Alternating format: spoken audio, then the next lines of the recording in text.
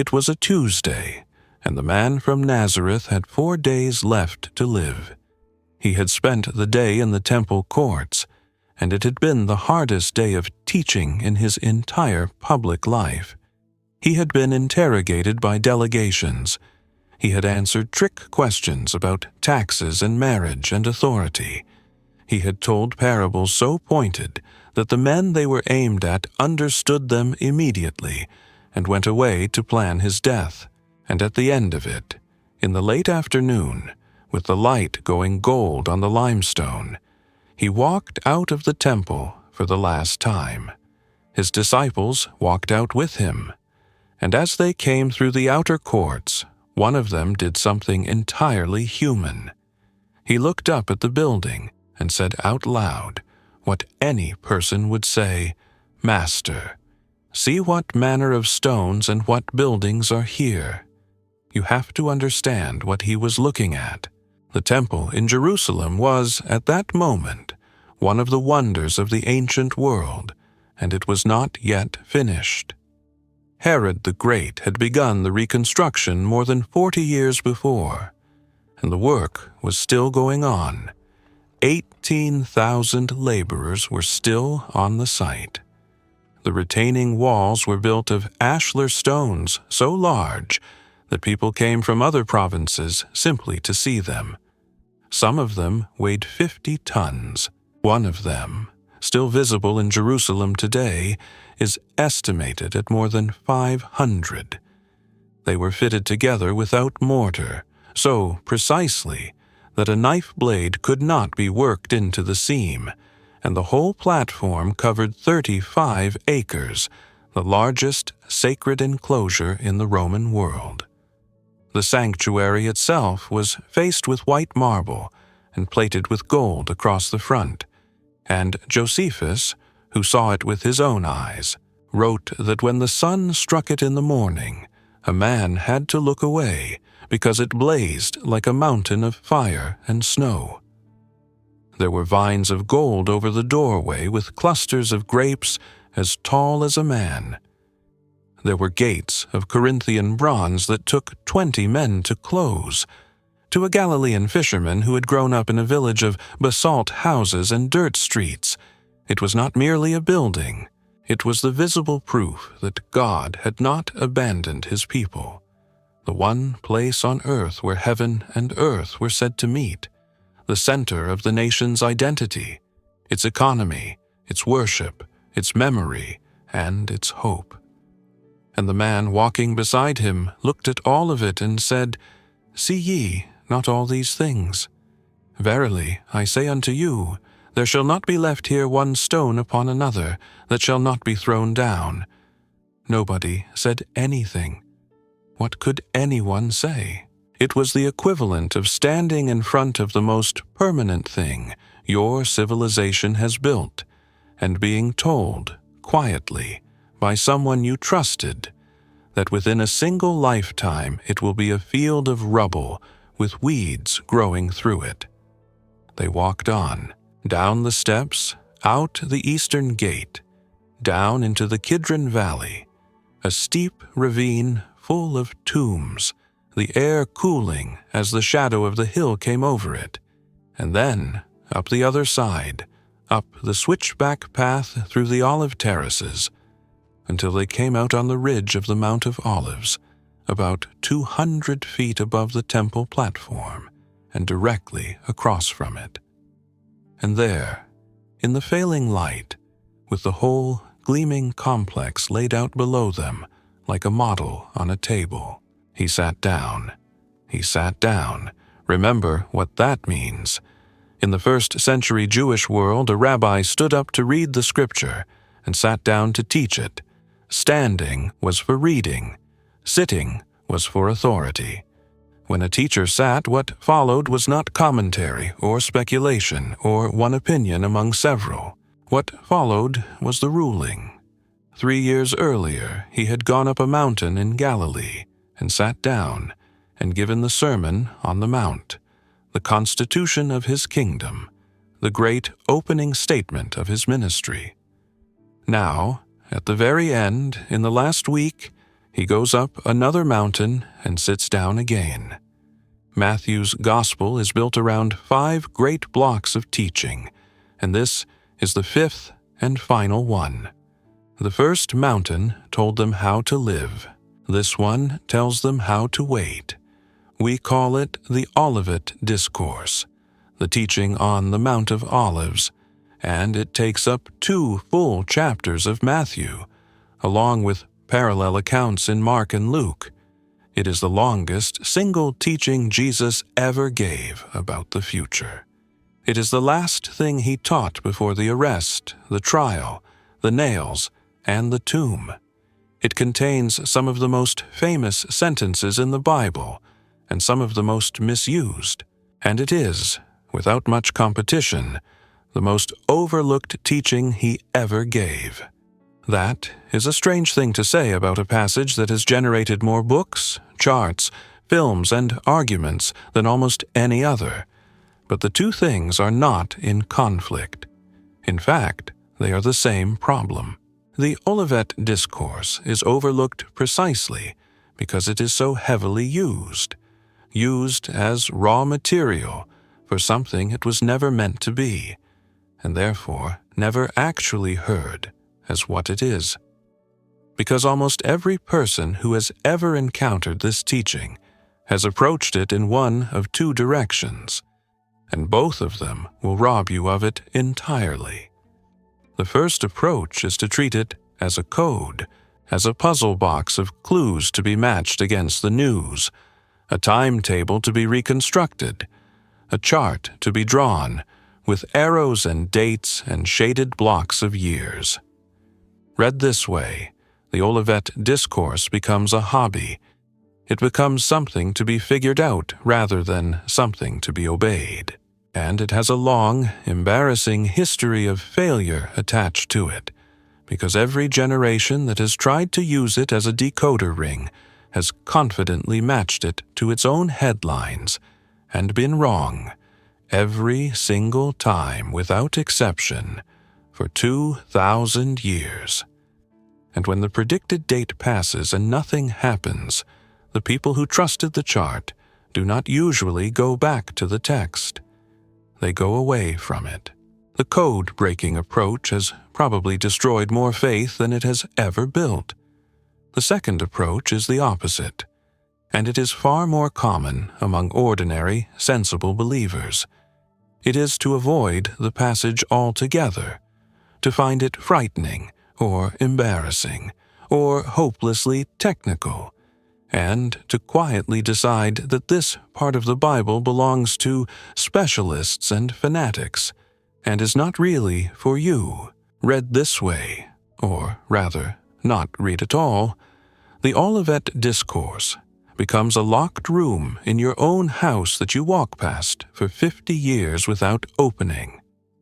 Both approaches miss what is actually happening on that ridge in the evening light. Jesus is not handing his friends a chart, and he is not trying to frighten them. He is doing something far more practical and far more tender than either.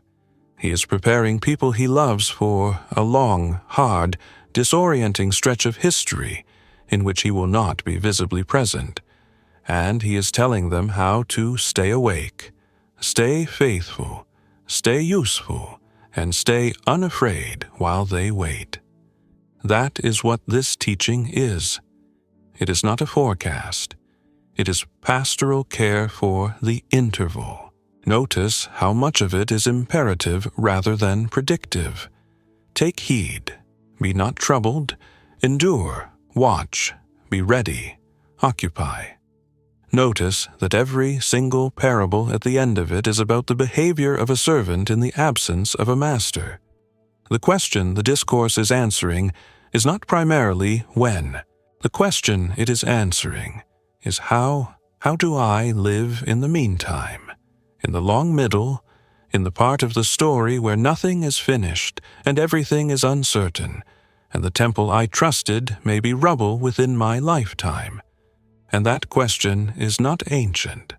That question is yours, because whatever else is true about your life right now, you are living in the meantime, You are waiting for something. You have prayed about a situation that has not resolved. You are watching a world that looks less stable than it did when you were young.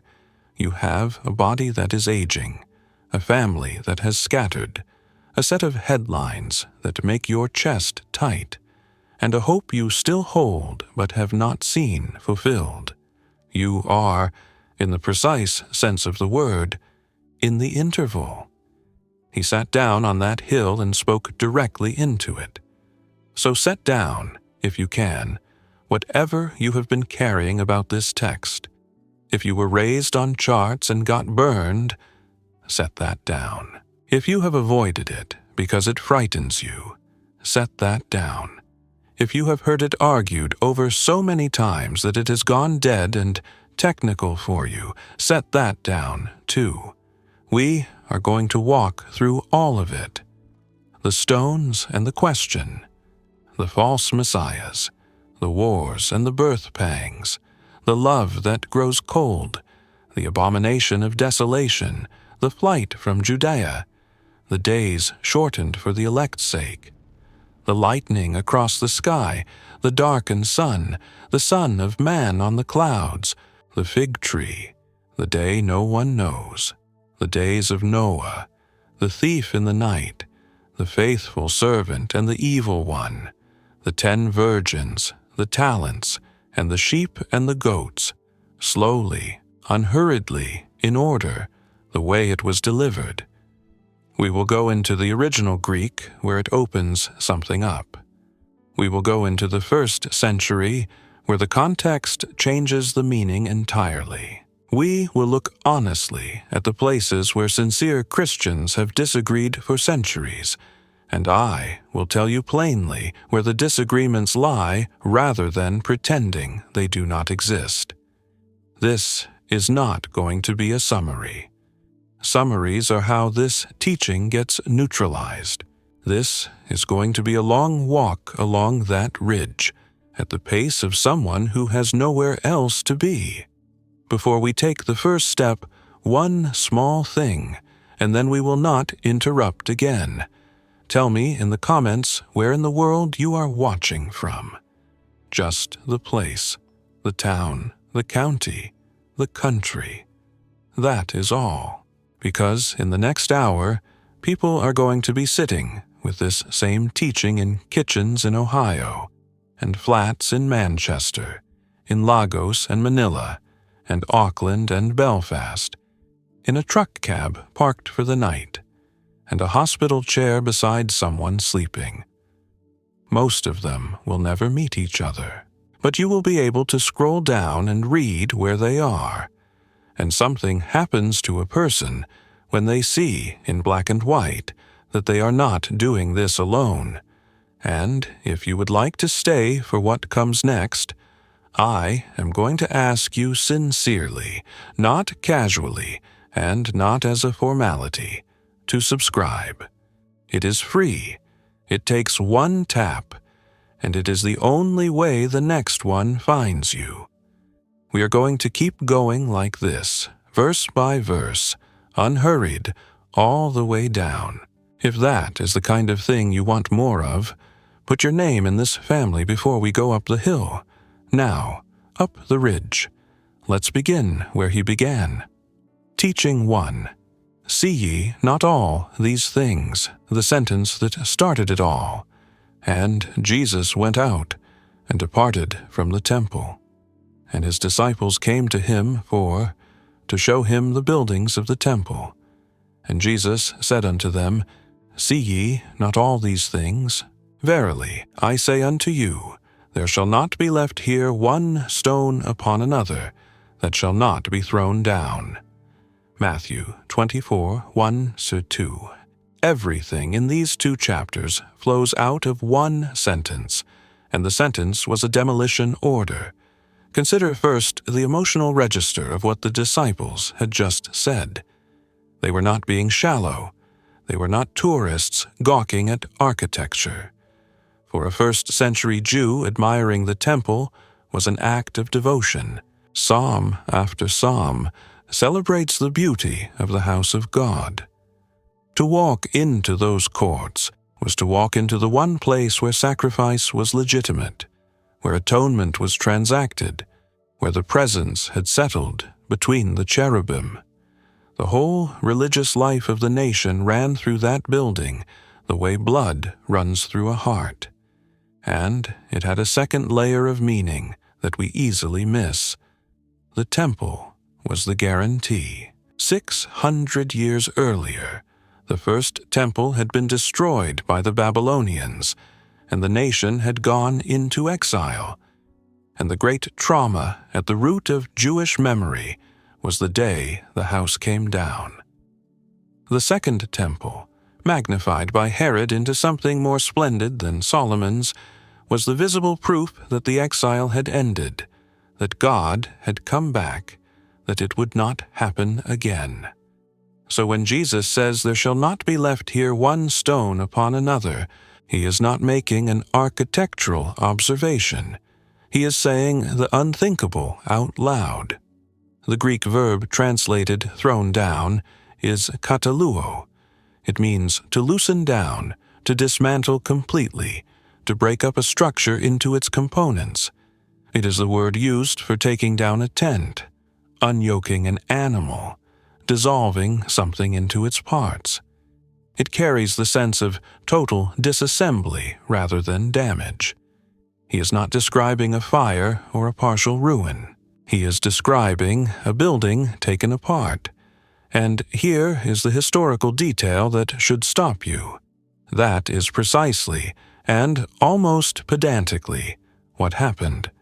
In the year 70, 40 years after this conversation, the armies of Rome under Titus broke into Jerusalem after a siege of terrible length.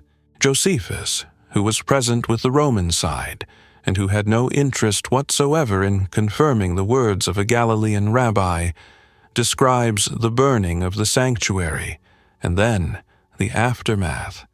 How the site was dug over and dismantled, how the surviving walls were pulled down, how the ground was leveled so thoroughly that visitors could not believe the place had ever been inhabited. The gold in the sanctuary melted in the heat and ran into the seams between the stones, and soldiers levered the stones apart to get at it. That is the mechanism by which a prophecy about stones became literal. Greed did the work. Not one stone left upon another. Sit with the position that leaves us in. This teaching begins with a prediction that has already been fulfilled, in exhaustive detail, within the lifetime of some of the men who heard it. Whatever else you decide about the harder parts of the discourse, and there are harder parts, you are not reading the words of a man who was guessing. The first thing he said came true, and the historical record of it was written down by a hostile witness. But there is something underneath the prediction that matters even more than its accuracy, and it is this. Jesus was announcing the end of a system. The temple was where sin was dealt with. It was where the blood was carried, where the veil hung, where the priest went in on the one day of the year on behalf of everyone. And in 4 days' time, on a hill outside the wall of that same city, this man was going to die in the open air, outside the sacred enclosure, on a Roman execution frame. And Matthew tells us that at the moment he died, the veil of the temple was torn in two from the top to the bottom. The building came down in the year 70, but the reason it was no longer needed had been settled 40 years earlier, on a Friday afternoon, in a matter of hours. So the discourse opens with the removal of a stone building, because the discourse is spoken by the one who was about to become the new one. Everything the temple did, mediation, atonement, access, presence, was about to be relocated into a person. And this is why he could say what he said without cruelty. He was not gloating over a catastrophe. He was telling the men who would live through it that when the unthinkable happened, when the smoke went up over the city and the center of their world collapsed, it would not mean that God had failed. It would mean that God had moved. Which brings this ancient sentence uncomfortably close to your own life, because most of us have a temple, not a building, a structure, something we have built up over years, something that looks permanent, something that carries our sense that things are as they should be, a marriage, a career, a body that works, a church that felt like home, a financial arrangement, a country that made sense to us, a role in a family, a version of the future we assumed we would live into. And some of you are watching this, having already seen your stones come down. You know exactly what it is to stand in the rubble of something you thought was permanent, and to feel the specific vertigo of it. Not just grief for the thing itself, but the deeper fear underneath it, the one you have not said out loud. If that could fall, then what is actually holding anything up? Here is what the opening of the Olivet Discourse says to you. He knew. Before it happened, he knew, and he said so. And the fact that it fell is not evidence that he was absent. The stones were never the foundation. They were only ever the scaffolding around the real thing. And when they came down, what stood behind them turned out to be a person, walking down into a valley in the evening, on his way to a hill where he would make himself the meeting place of heaven and earth forever. Teaching, too, the question they asked, and the three things they fused together. And as he sat upon the Mount of Olives, the disciples came unto him privately, saying, Tell us, when shall these things be? And what shall be the sign of thy coming, and of the end of the world? Matthew 24:3. They waited until they were alone. That detail is in the text, and it is worth noticing. They did not ask in the temple courts, or on the road, or in front of the crowds. They walked in silence across a valley, with a sentence about rubble sitting in their stomachs. And when they had climbed the hill, and he had sat down, then they came to him privately. Some questions can only be asked in private. You know this. There are things you have wanted to ask God for years and have never asked in a room with other people in it. This whole discourse, the longest thing he ever said about the future, was given in answer to a question that 4 frightened men asked quietly off the road when nobody else was listening. He did not rebuke them for asking. He answered for 2 solid chapters. Whatever else you take from this teaching, take that. The private question got the longest answer in the gospel. Now look at the question itself, because everything that follows depends on it. And almost every confusion about this passage begins right here. They ask 3 things, and in their minds they are one thing. When shall these things be? That is the temple. That is the immediate crisis, the thing he just said, the destruction of the building. What shall be the sign of thy coming? The Greek is parousia, and it is a loaded word. In ordinary Greek it meant a presence or an arrival, but it was the technical term for a royal visit, the formal arrival of an emperor or a king into a city. When a parousia was announced, the roads were repaired, delegations went out to meet the ruler on the way, and the city reorganized itself around the fact that the sovereign was coming. It is not a word for a secret. It is a word for the arrival of the one in charge. And of the end of the world, the Greek is synteleia tou ionos, and it does not mean the destruction of the planet. Ion is an age, an era, a span of time with a character to it. Sunteleia is the completion, the bringing of many strands to their end together. They are asking about the wrapping up of the present age and the arrival of the age to come. Here is the crucial thing. In the theology those men had grown up with, those three events were a single event. The end of the age, the coming of the Messiah in glory, and any catastrophe involving the temple all belonged to one great climactic moment. There was no category in their heads for a Messiah who would come, be killed, rise, ascend, and then be absent for a long stretch of history before returning. Nobody expected an interval. Nobody was looking for a middle. So the disciples ask what is, in their minds, one question with three faces, and Jesus answers by pulling the faces apart, gently and not completely, and this is precisely why the passage is difficult, because what follows is a discourse in which two horizons are laid over each other like two photographs on the same plate. One horizon is close, the fall of Jerusalem, the flight from Judea, the days that had to be shortened, the generation that would not pass away. The other horizon is far, the coming of the Son of Man on the clouds, the gathering of the elect from the four winds, the day that no one knows.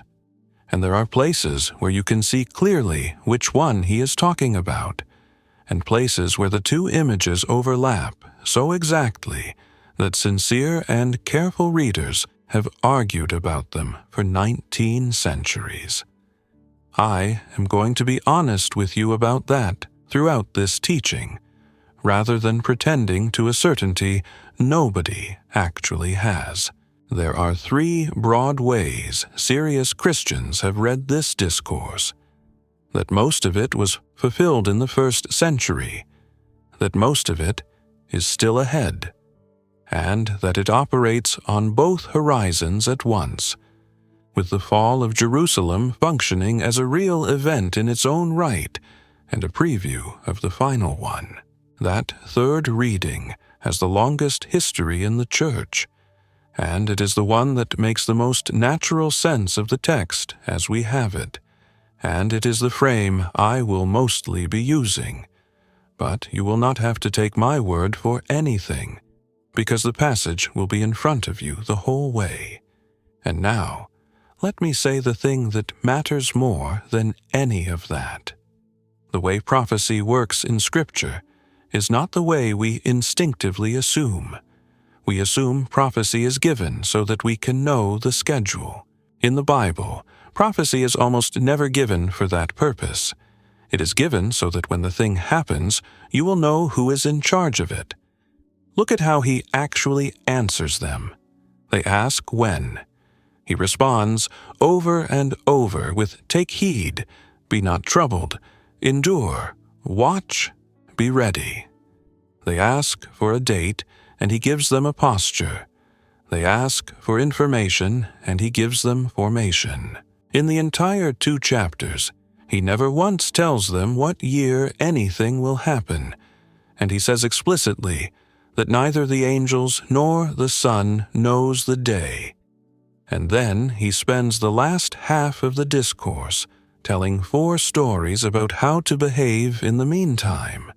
That is not evasion.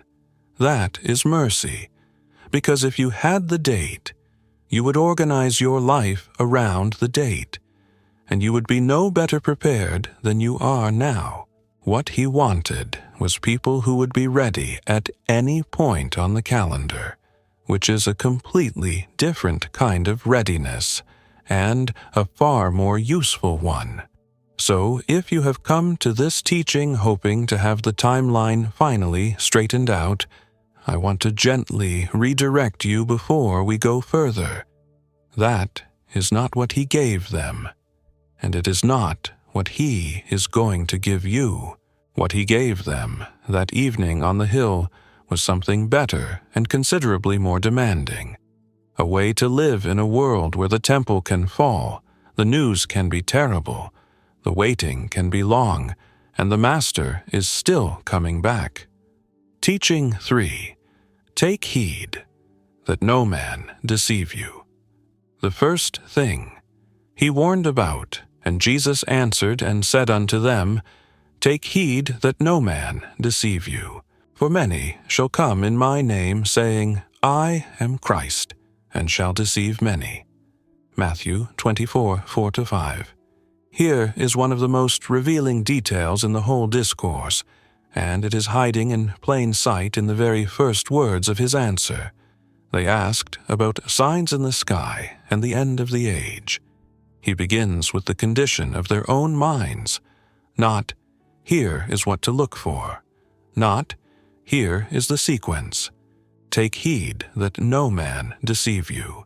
The Greek verb is blepete, the ordinary word for looking, but in this construction, it means watch out, keep your eyes open, be on guard.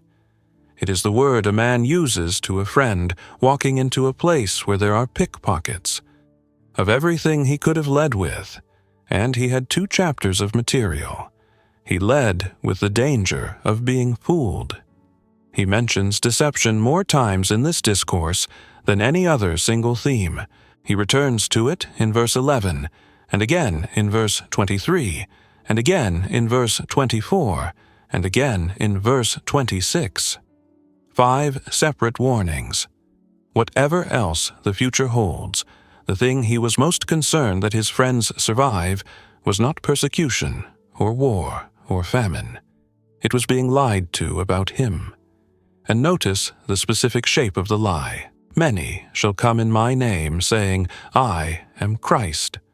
Not in opposition to him, in his name. Not saying he is a fraud, saying they are him, or that they speak for him, or that they have the thing he has. The deception he warns about does not arrive wearing the clothes of an enemy. It arrives wearing his. This began almost immediately. The first century was full of it. Josephus records a string of self-declared deliverers who gathered followings in exactly that period. A man called Theudas, who led a crowd out to the Jordan promising to part the river. An Egyptian who assembled thousands on the Mount of Olives itself, promising that the walls of Jerusalem would fall down at his command. Men who led people into the wilderness announcing that God was about to give a sign of deliverance. Each of them drew real people with real hopes and real families, and each of those crowds was eventually ridden down by Roman cavalry. 60 years after this conversation, another figure, Simon bar Kokhba, was hailed as Messiah by some of the most respected teachers in Israel, and led a revolt that ended with the near annihilation of Jewish life in Judea. So this was not an abstract danger. It was a mechanism that repeatedly killed the people who fell for it. But the pattern he was describing is not confined to the first century, and it is not confined to men in robes announcing that they are the Christ. Deception in his name is a durable industry, and it has a recognizable structure in every generation. It offers certainty where he offered trust. It sells you a chart of the future or a formula for prosperity, or a system that guarantees results, and it does so with a confidence that no honest teacher can match, because honesty has to say, I do not know, and the confidence artist never does. It attaches itself to fear. Every counterfeit in history has run on the same fuel. Something terrible is about to happen, and I am the one who can get you through it. Fear makes people compliant, and compliant people are profitable. And that arrangement is as old as religion itself. It flatters the follower. You are the ones who see it. Everyone else is asleep. The inner circle, the remnant, the enlightened few, there is a particular pleasure in believing you are among the small number who have understood, and that pleasure has been sold at retail for 2,000 years. And it always requires that you stop checking. The one non-negotiable of every deception that has ever operated in the name of Christ is that at some point you must transfer your judgment to a person or a system and stop bringing what you are told back to the text and to the character of God. Which is why the safeguard he gave them is so unspectacular and so effective. He did not give them a list of names to watch for. He gave them himself, his voice, his character, his fruit, known well enough that the counterfeit sounds wrong. That is the only protection that scales across 2 millennia. A person who genuinely knows the shepherd's voice does not need a list of wolves. And there is a quiet mercy for you in this warning, if you have been on the receiving end of one of these things. Some of you have been badly used by something that came in his name. You gave money you could not spare, or years you cannot recover, or you followed a man who turned out to be exactly what this verse describes, and you walked away wounded and half convinced that your own judgment can never be trusted again. Hear this carefully. He saw it coming, and he named it first. And the fact that you were deceived does not mean you were foolish. It means you were hopeful in a world where hope is regularly farmed. The one who warned about it on that hillside is not standing with the people who took advantage of you. He is the one who put the warning in the text so that you would know, when it happened, whose side he was on. Teaching 4. Ye shall hear of wars, and see that ye be not troubled. And ye shall hear of wars and rumors of wars. See that ye be not troubled. For all these things must come to pass, but the end is not yet. Matthew 24:6. There is a sentence sitting in the middle of this verse that has kept people sane for 2,000 years, and most readers go straight past it on their way to the frightening parts. See that ye be not troubled. The Greek word is throo. It means to be startled, to be thrown into alarm, to cry out at a sudden noise. It describes the physical reaction of a person who jumps at something, the involuntary lurch in the chest, and it is in a form that means something like, do not let yourselves be thrown into alarm. Now consider who he is saying this to and about what. He has just told them that the temple is coming down.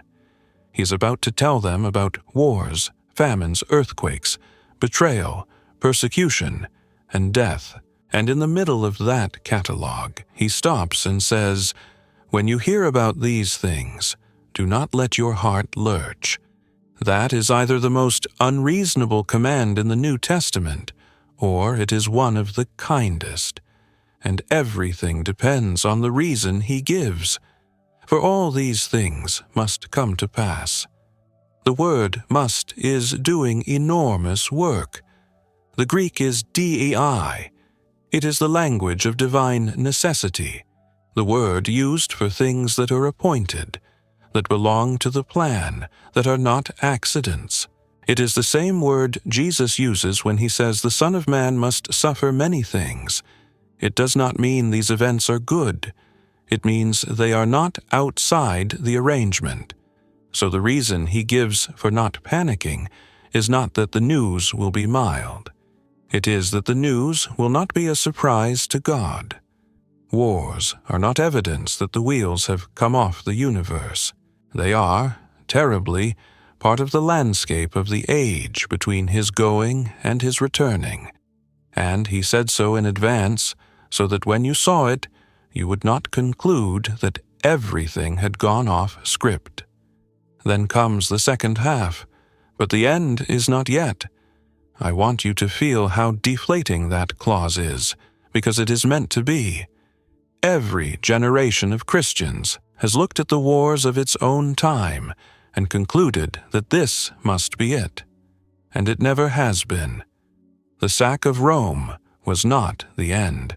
The Black Death was not the end, though a third of Europe died and serious people were certain.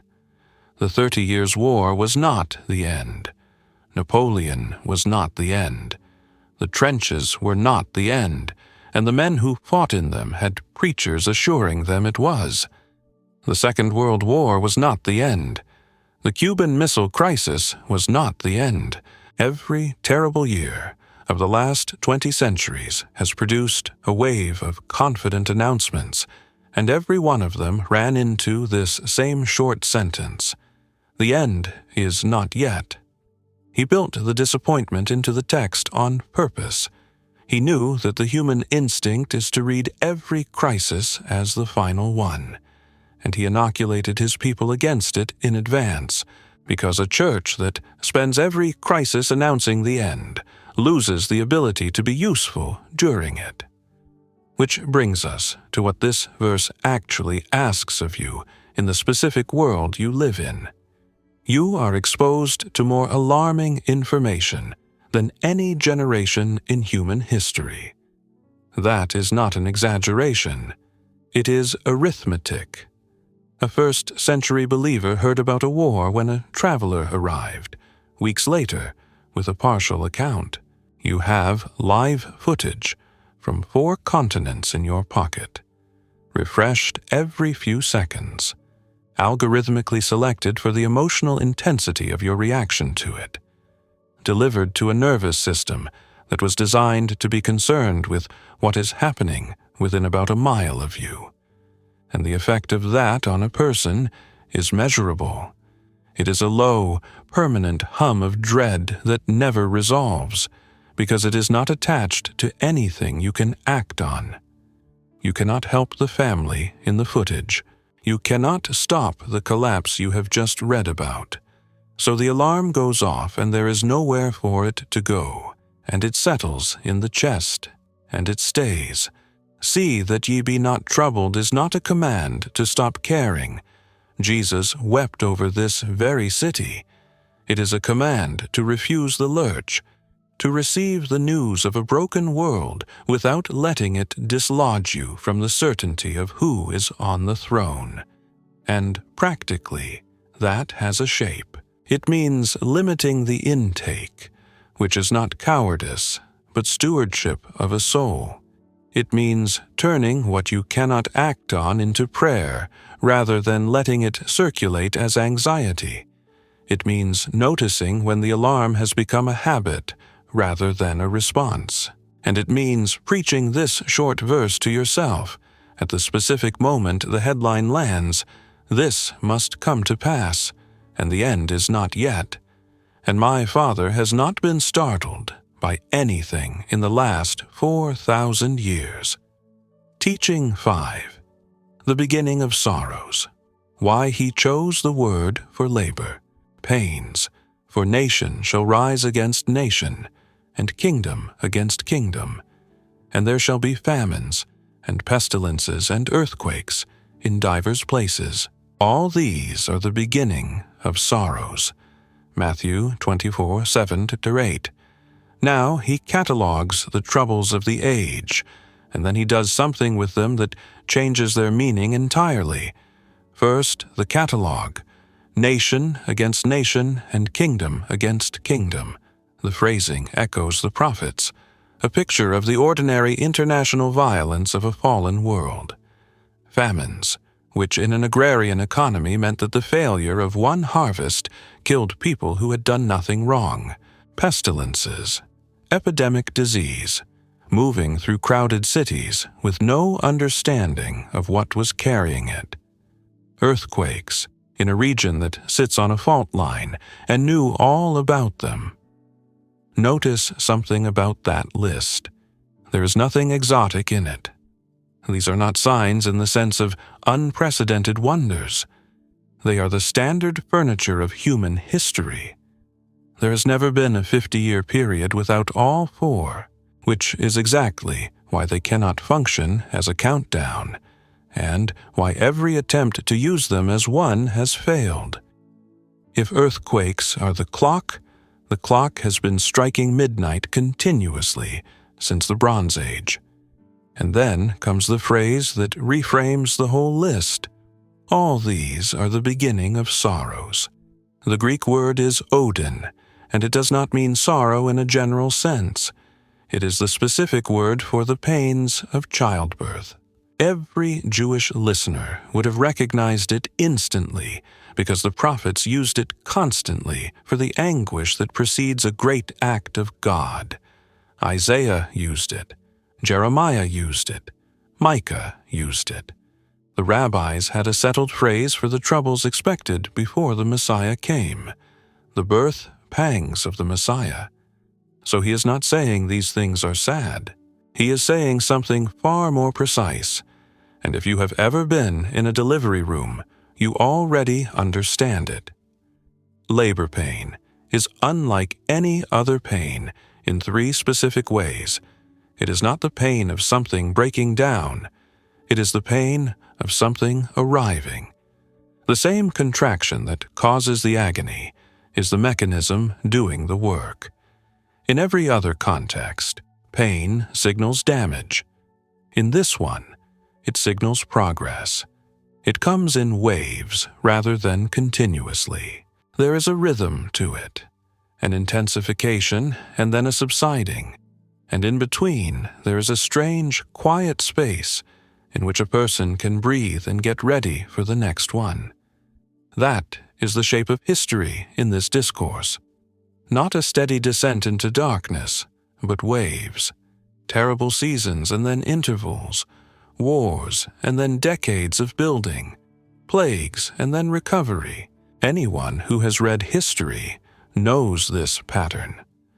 What the discourse adds is that the pattern is not meaningless, and it has a direction and an end. This is the whole point of the metaphor and the reason he chose it over every other image available to him. He could have said, "These are the death throes of the world." He said the opposite. He said, "These are the labor pains of it." That is a claim about the shape of history that separates Christian hope from every other way of looking at the world. It is not the ancient view that history moves in endless circles, the same wheel turning forever. It is not the modern secular view that history is one thing after another, a chain of events with no destination. And it is not the pessimism that says the world is simply grinding down into darkness, and the best you can do is hold on.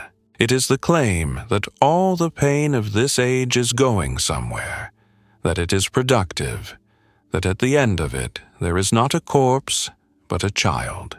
Now, let me bring that down to the room you are sitting in, because it does come down there. Some of you are in a stretch of pain that has gone on far longer than you expected, and the hardest part is not the pain itself. It is the suspicion that it is not accomplishing anything, that you are simply being worn down, that this is decay rather than labor. And the difference between those 2 readings of the same suffering is the difference between a person who can endure and a person who cannot, because a human being can bear almost anything that is going somewhere and almost nothing that is going nowhere. This verse does not promise you an explanation. It does not tell you why this particular thing is in your life, and I will not pretend to know. But it makes a claim about the category. In a world where the Son of God has died and risen, no pain carried by one of his own is decay. It is contraction. It is the pressure of something being brought into being, in the world at large and in you. The beginning of sorrows, not the end of anything, the beginning of a birth. Teaching 6. Then shall they deliver you up, the cost. He refused to hide. Then shall they deliver you up to be afflicted, and shall kill you. And ye shall be hated of all nations for my name's sake. And then shall many be offended, and shall betray one another, and shall hate one another. Matthew 24:9-10. He had 4 days left.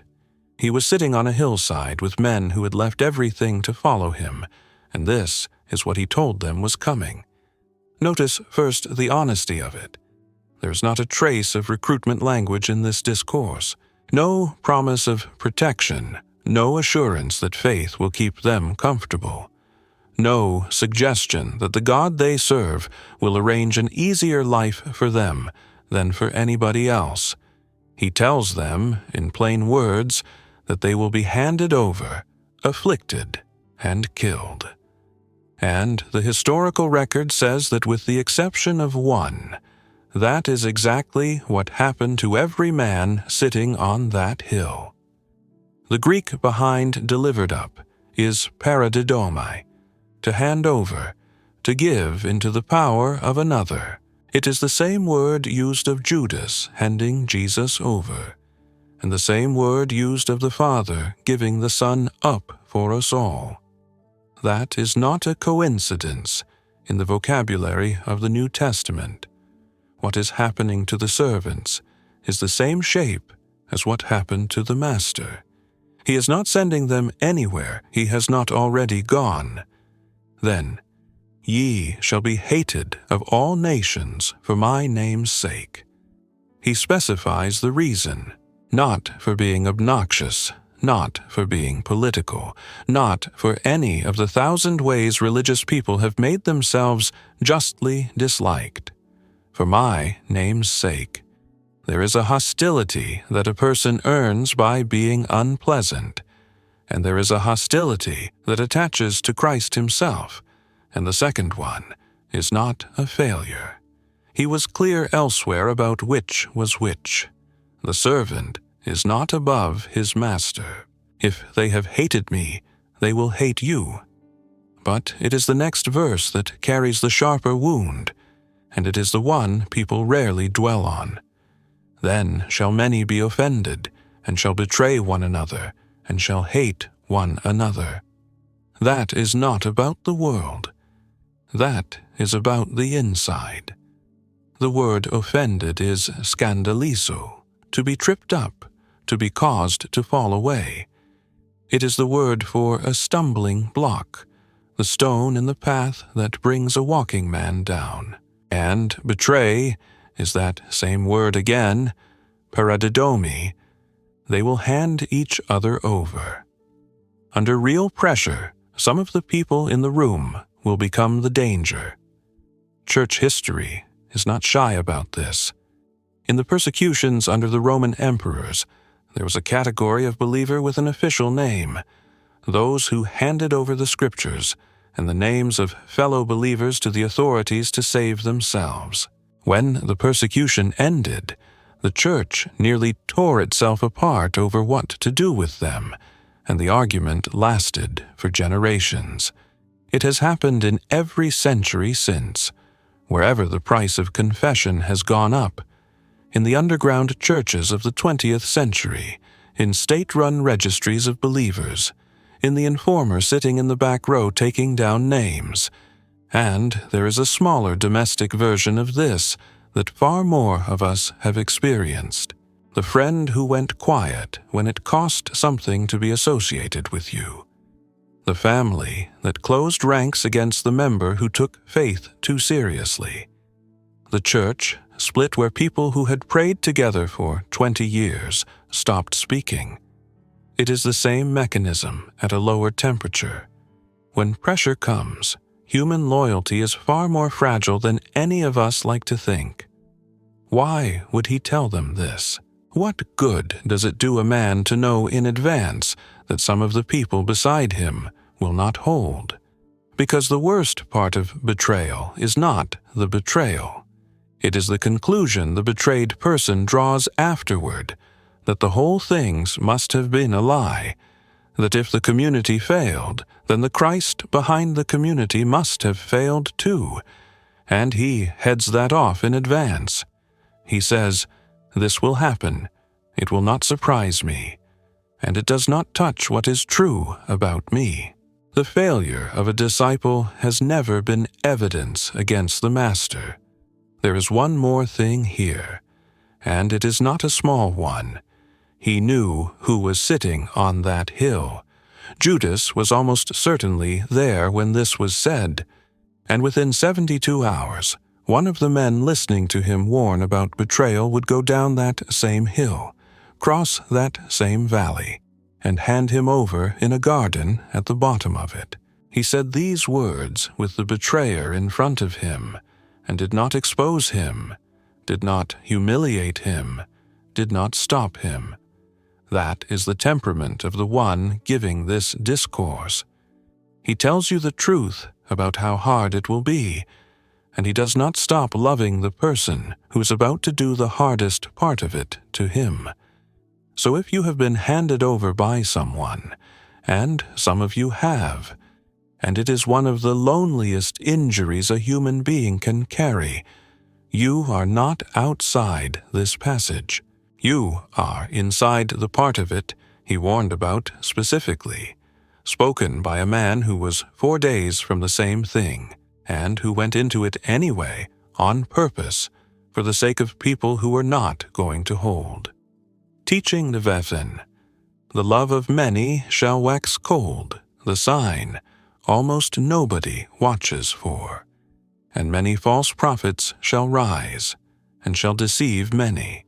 And because iniquity shall abound, the love of many shall wax cold.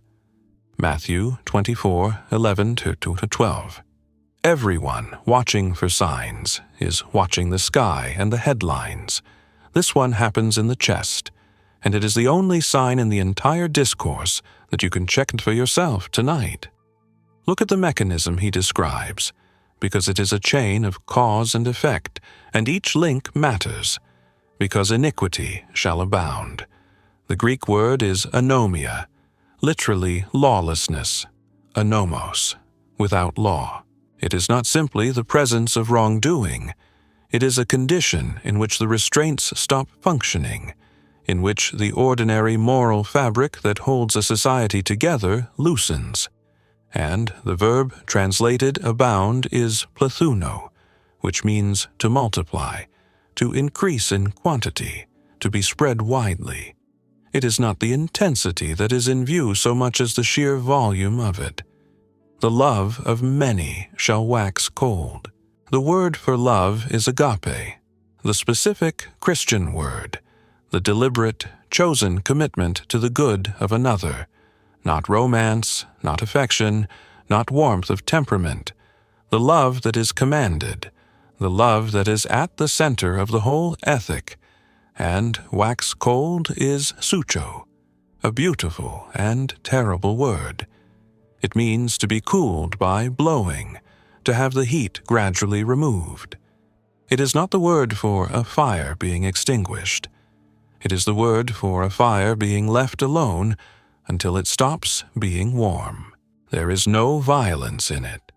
There is only time and neglect, and the steady movement of cold air.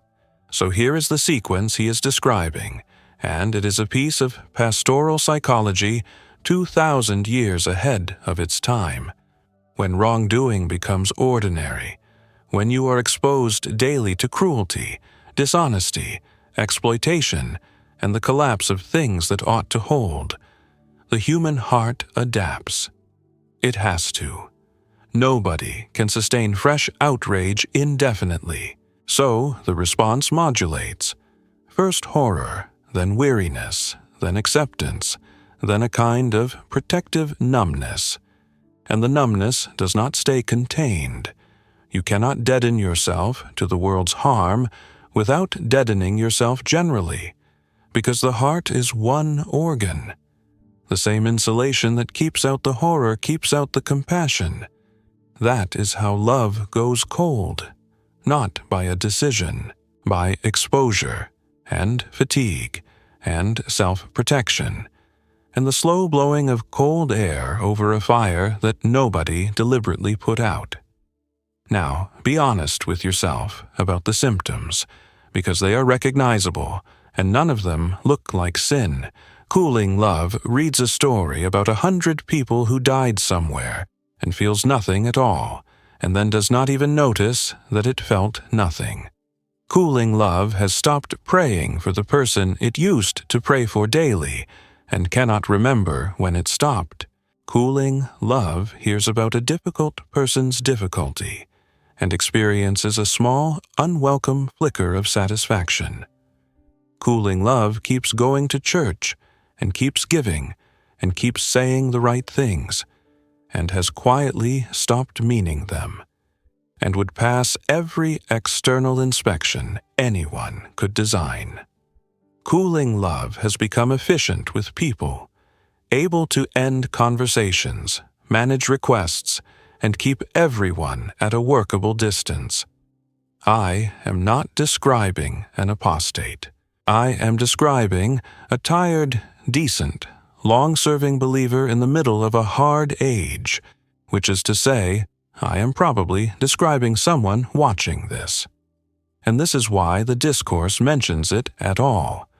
Of all the catastrophes in these 2 chapters, armies, famines, false messiahs, the abomination in the holy place, the one that is presented as happening inside the household of faith is this one. The great danger to the church in the long interval was never that it would be argued out of its doctrine. It is that it would be worn down out of its warmth, and keep the doctrine, and not notice the difference. So what do you do if you recognize yourself? You do not manufacture feeling. That has never worked, and it is not being asked of you. Agape was always an action before it was a temperature. The way a cold fire is revived is not by shouting at it. It is by putting something on it and giving it air, which in practice means doing one specific, concrete, inconvenient act of love this week toward one specific person, not the category, the person, and letting the doing precede the feeling. And it means going back to the source of the heat, which is not your own capacity. You cannot warm yourself by inspecting your own coldness. That only ever produces guilt, and guilt has never once warmed anybody. Love, in the Christian sense, is derivative. We love Him because He first loved us. The fire is rekindled at the point where a person stops trying to generate love and goes back to receive it. He saw this coming 2,000 years in advance and put it in the middle of a chapter about the end of the world, which tells you how seriously He took it. A cold heart in a warm believer is one of the signs of the age. It is also, unlike every other sign in this discourse, one you can do something about before the end of the week. Teaching 8. He that shall endure unto the end. The unglamorous word for staying. But he that shall endure unto the end, the same shall be saved. Matthew 24:13. After the wars and the betrayals and the cooling of love comes a single sentence about survival, and it is built on one of the most important words in the New Testament. The Greek is hupomeno. It is a compound, hupo, meaning under, and meno, meaning to remain or abide, to remain under. It is the picture of a weight that does not move you, of a man carrying a load who is still under it at the end of the day, of a soldier holding a position, of a beam bearing a roof through a long winter. That word is worth dwelling on, because English does not carry it well. We hear endure and think of gritted teeth and heroic effort. The Greek is quieter and more stubborn than that. It is not about intensity. It is about location. Endurance in the New Testament sense is not a burst of strength. It is a refusal to leave. And this is a great relief to anyone who has ever felt that they are not the heroic type. The word does not describe a spiritual athlete. It describes someone who is still there, still praying, badly, in the same chair, still turning up to the same church after the disappointment, still believing without much feeling on the ordinary Tuesday, still under the same load, not because they have mastered it, but because they did not put it down and walk off. That is what he is asking for in the interval, not brilliance, presence. Now, the second half of the verse has troubled sincere people for centuries, so let us handle it honestly rather than skating over it. The same shall be saved. Does that mean salvation is earned by holding on? Does it mean a person who fails is lost? Read in the context of the whole New Testament. The endurance is not the cause of the salvation. It is the evidence of it. The one who endures is saved, not because the enduring purchased anything. Nothing in the entire gospel is purchased by us, but because the kind of faith that is real is the kind of faith that is still there in the morning. Perseverance is not the root. It is the fruit.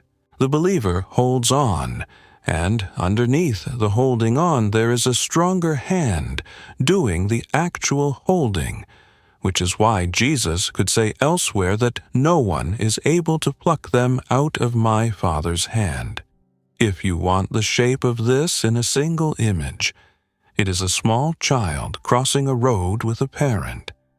The child grips the parent's hand and believes sincerely that this is what is keeping him safe. And the child's grip is real, and it matters, and it is also not the thing that would save him if a car came. The parent's grip is doing the work. But you will notice that the child who is genuinely being held is also the child who is still holding on. Then there is the phrase, unto the end. It is worth noticing what end is meant, because it is almost certainly not the end of the world. For the great majority of Christians in history, the end has meant the end of their own life, or the end of the particular ordeal they were in. The apostles endured to their end. The believers in the siege of Jerusalem endured to theirs. The end of your endurance is not a date on a global calendar. It is the last day you are asked to stand somewhere, and no one is asked to endure past that, which means the requirement is smaller than it looks. You are not being asked to endure the next 30 years this afternoon. You are being asked to remain under it today, and today is the only day whose weight has actually been given to you. Tomorrow's grace is not late. It is simply not due yet. And so this verse, which sits in the middle of a chapter about catastrophe, turns out to be one of the most encouraging sentences available to an ordinary, tired believer. You are not being graded on how well you carried it. You are being asked whether you are still there. If you are still here, still watching, still reaching for God with whatever is left of your reaching, still unwilling to walk away even though you have had reasons, then whatever else is true about your spiritual life, the word Jesus used on that hillside applies to you. You have remained under it. That is the whole assignment, and the promise attached to it is not partial credit. It is salvation. Teaching 9. This gospel shall be preached, the only clock he gave them. And this gospel of the kingdom shall be preached in all the world for a witness unto all nations. And then shall the end come. Matthew 24:14. If you have been waiting for a sign that actually functions as a sign, this is it. And notice what kind of thing it is. Every other item in the list so far has been passive. Wars happen to you.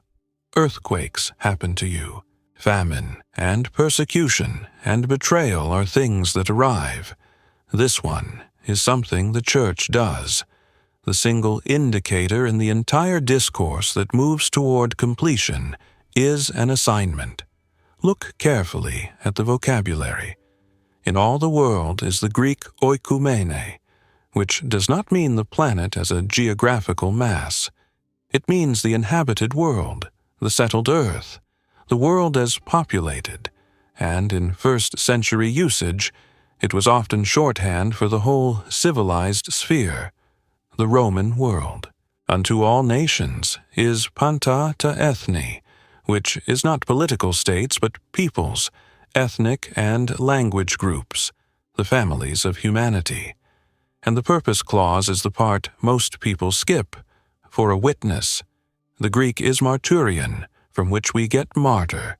It means testimony, evidence formally presented. That is a legal word. It does not say the gospel will be preached until everyone accepts it. It says it will be presented, laid before them, entered into the record, so that every people group on earth has had the offer put in front of them in a language they understand. That distinction matters enormously because it defines the task. The mission of the Church is not to produce a particular result. Results belong to God, but to ensure that no one is left without the testimony. Now, the immediate horizon first, because this discourse always has two. Within about 30 years of this conversation, Paul could write to the Colossians that the gospel had come into all the world and was bearing fruit, and to the Romans that their faith was spoken of throughout the whole world. That sounds like exaggeration, until you remember the sense of oikumene. In the space of one generation, the message had traveled from a hill outside Jerusalem to Rome itself, carried by people with no money, no institutional backing, and no legal protection, along roads built by the very empire that would later try to stamp them out. The first horizon of this verse was met, in its own terms, astonishingly fast. The far horizon is still moving. There are today somewhere in the region of 7,000 distinct languages spoken on earth, and a substantial number of them still have no scripture and no meaningful witness. The work is not finished, and this verse is the closest thing in the discourse to a countdown, which is why he attached the phrase, "And then shall the end come." But here is what I want you to feel about that, because it turns the whole passage around. We usually read the end as the thing that closes the door. This verse presents it as the thing that waits for the door to be opened as widely as possible. Peter later says the same thing from another angle. The Lord is not slack concerning his promise, as some men count slackness, but is long-suffering toward us, not willing that any should perish, but that all should come to repentance. Put those two verses side by side, and you get an answer to the oldest question in the Christian faith. Why is he taking so long? He is taking so long because people are still coming in. Every year that the return is delayed is a year in which more people hear. The delay that feels like absence is actually patience, and the patience has a face and a name attached to it, your own and everyone you have ever prayed for. If he had come at any of the dozens of moments when a generation of Christians was certain he would, you would not be watching this. That thought is worth holding still for. The very delay you have sometimes resented is the reason you are inside the story at all. And this is where the verse stops being information and becomes a job. The one measurable thing in the whole discourse is the one thing we are given to do, which means the church is not meant to be a crowd standing on a hillside watching the sky. It is meant to be a company of people carrying a testimony outward until it has reached the last people who have not heard it. That does not mean everyone is called to another continent. Most are not. But everybody has a territory, a family, a workplace, a street, a group chat, a set of grandchildren, a neighbor whose name you know. And in that territory, you are the witness, not the persuader, not the one responsible for the result, the one who makes sure the testimony is present. You may be the only person in your street who prays for the people in it. You may be the only believer your colleague has ever known well enough to ask a real question. That is not a small assignment. In the arithmetic of this verse, that is the assignment, and it is the only one on the list that moves history toward its completion. Teaching. 10. The abomination of desolation, the warning signal in the holy place. When ye therefore shall see the abomination of desolation, spoken of by Daniel the prophet, stand in the holy place, whoso readeth, let him understand. Matthew 24:15. Now the discourse changes gear. Up to this point, Jesus has been describing general conditions of the age. Here he gives something specific enough to act on, a signal, and an instruction attached to it. And he does something remarkable in the middle of the sentence. Whoso readeth, let him understand.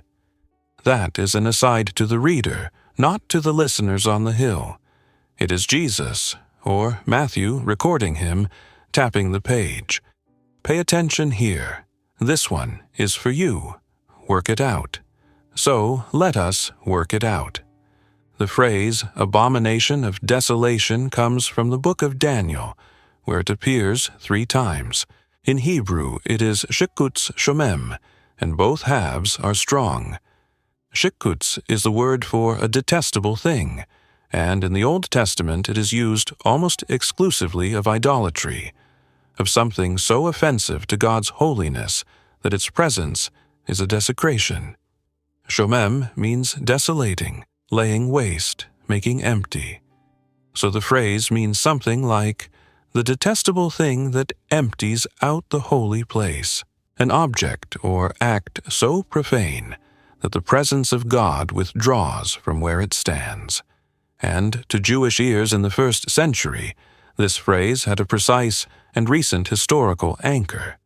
In the year 167 before Christ, a Seleucid king named Antiochus IV, who called himself Epiphanes, God manifest, set out to erase Jewish worship from the earth. He outlawed the Sabbath, banned circumcision on pain of death, and ordered every copy of the Torah destroyed. And then he went into the temple in Jerusalem, erected an altar to Olympian Zeus over the altar of God, and sacrificed a pig on it. That is the abomination of desolation as the people knew it. It was not a symbol. It was a memory, roughly as distant from them as the First World War is from us, close enough that the story was told in every household.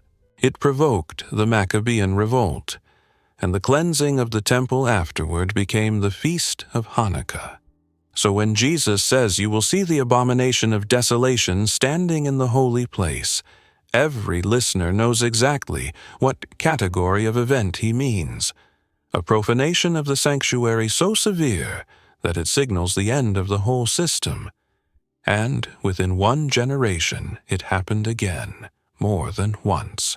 In the year 40, the Emperor Caligula ordered a statue of himself installed in the temple, and only his assassination prevented it.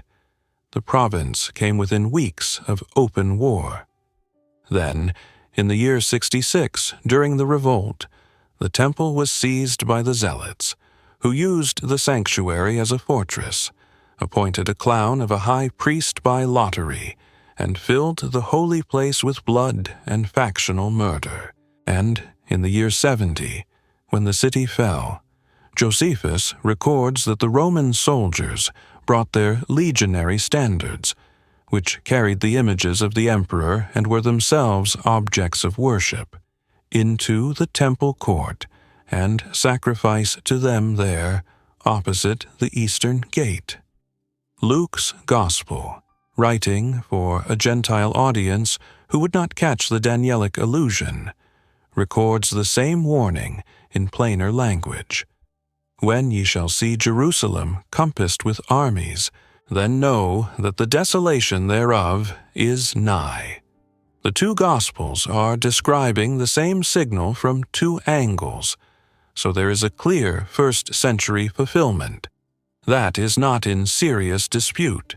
What is disputed is whether the language reaches beyond it, and many careful readers have thought it does, because Paul later describes a figure who sits in the temple of God, showing himself that he is God, and because the pattern of the thing is so recognizable across history, power installing itself in the place of worship and demanding what belongs to God alone.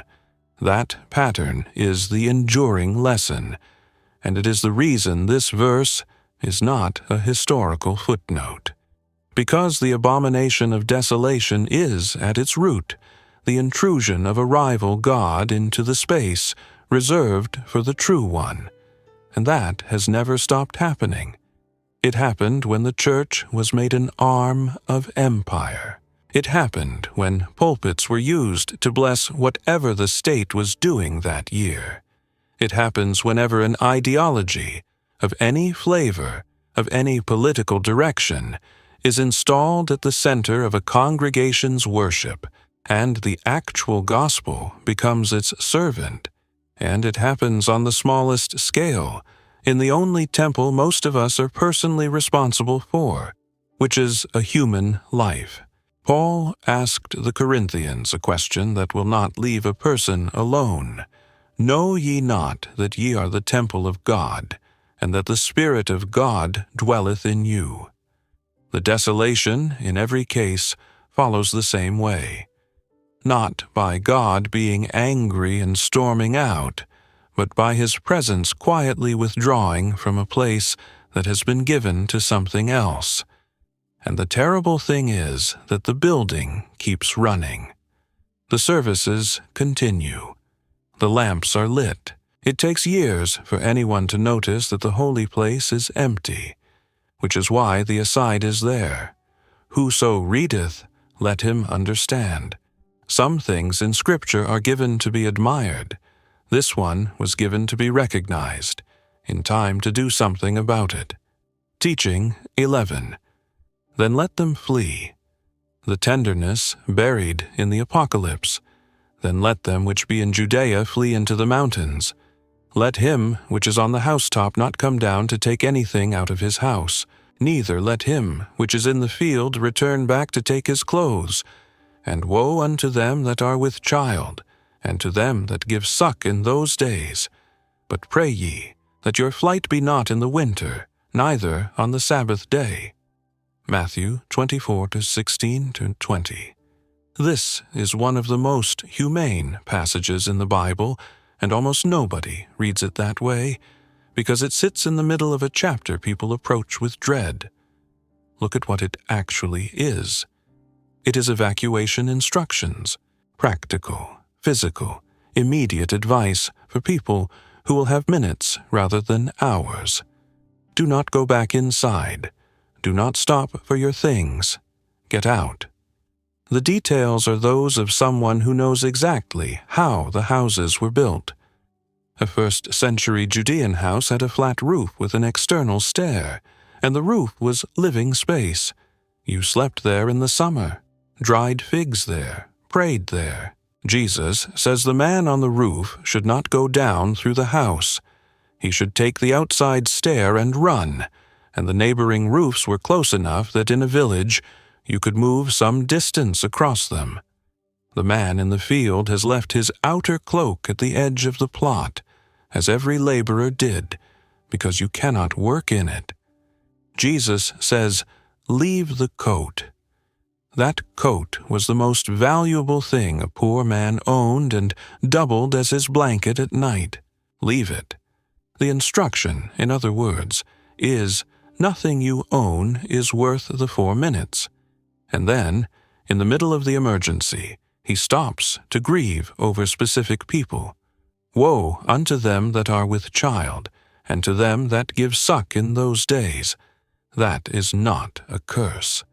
The Greek Y is a cry of lament, closer to alas or oh, the pity of it. He is thinking about a woman 8 months pregnant, trying to get out of a city on foot. He is thinking about a mother with a nursing infant who cannot be hurried and cannot be quiet. In the middle of a discourse about the end of an age, the Son of God pauses to feel the particular anguish of women with small children in a war. Then, pray ye that your flight be not in the winter, because the wadis flood in the winter rains and become impassable, and the nights are cold, and a family sleeping rough in the Judean hills in January will lose the youngest first. Neither on the Sabbath day, because gates would be shut, distances limited, help unavailable, and a devout family would face an agonizing choice at the worst possible moment. Sit with what that means about the character of the one speaking. He is telling them to pray about the weather on the day they run. He cares about the logistics of their escape. He is inside the details of an event 40 years away, in the way that only love gets inside details. And now, the historical footnote that makes this passage remarkable, rather than merely tender. The early church historian Eusebius records a tradition that the Christians of Jerusalem, warned by a revelation, left the city before the siege closed and crossed the Jordan to a town called Pella in the Decapolis. Historians debate the details, as they should, but the tradition is early, it is specific, and it explains something otherwise odd. In all the accounts of the horrors of the siege, and Josephus spares nothing, describing starvation, cannibalism, and the death of vast numbers, there is no account of the Jerusalem church perishing in it. They appear on the other side, dispersed but alive. The warning was given 40 years in advance, in a private conversation on a hillside, and somebody wrote it down. And when the armies came, people who had read it acted on it. Which is the whole reason to care about prophecy in the first place, and it is not the reason most people care about it. This is not a passage that rewards speculation. It is a passage that rewarded obedience. The people who were saved were not the ones who worked out the timetable. They were the ones who believed him enough to run when he told them to, and to leave the coat. There is an application here that runs far beyond first-century Judea, and it is uncomfortable in the way that good applications usually are. There are moments in a life when the right response to a situation is not to manage it, negotiate with it, or return to the house for one more armful of belongings. The right response is to go immediately, without collecting anything. The relationship that is destroying you, the arrangement you have been telling yourself, is under control. The job that is quietly costing your soul. The habit whose access point you know precisely. There is a kind of ruin that arrives slowly enough that you keep believing there is time for one more trip inside. And the instinct that kills people in a fire is always the same instinct, going back for the things. He said it plainly, on a hill, to people he loved about a real catastrophe. When you see it, go. Do not go down into the house. Do not go back for the coat.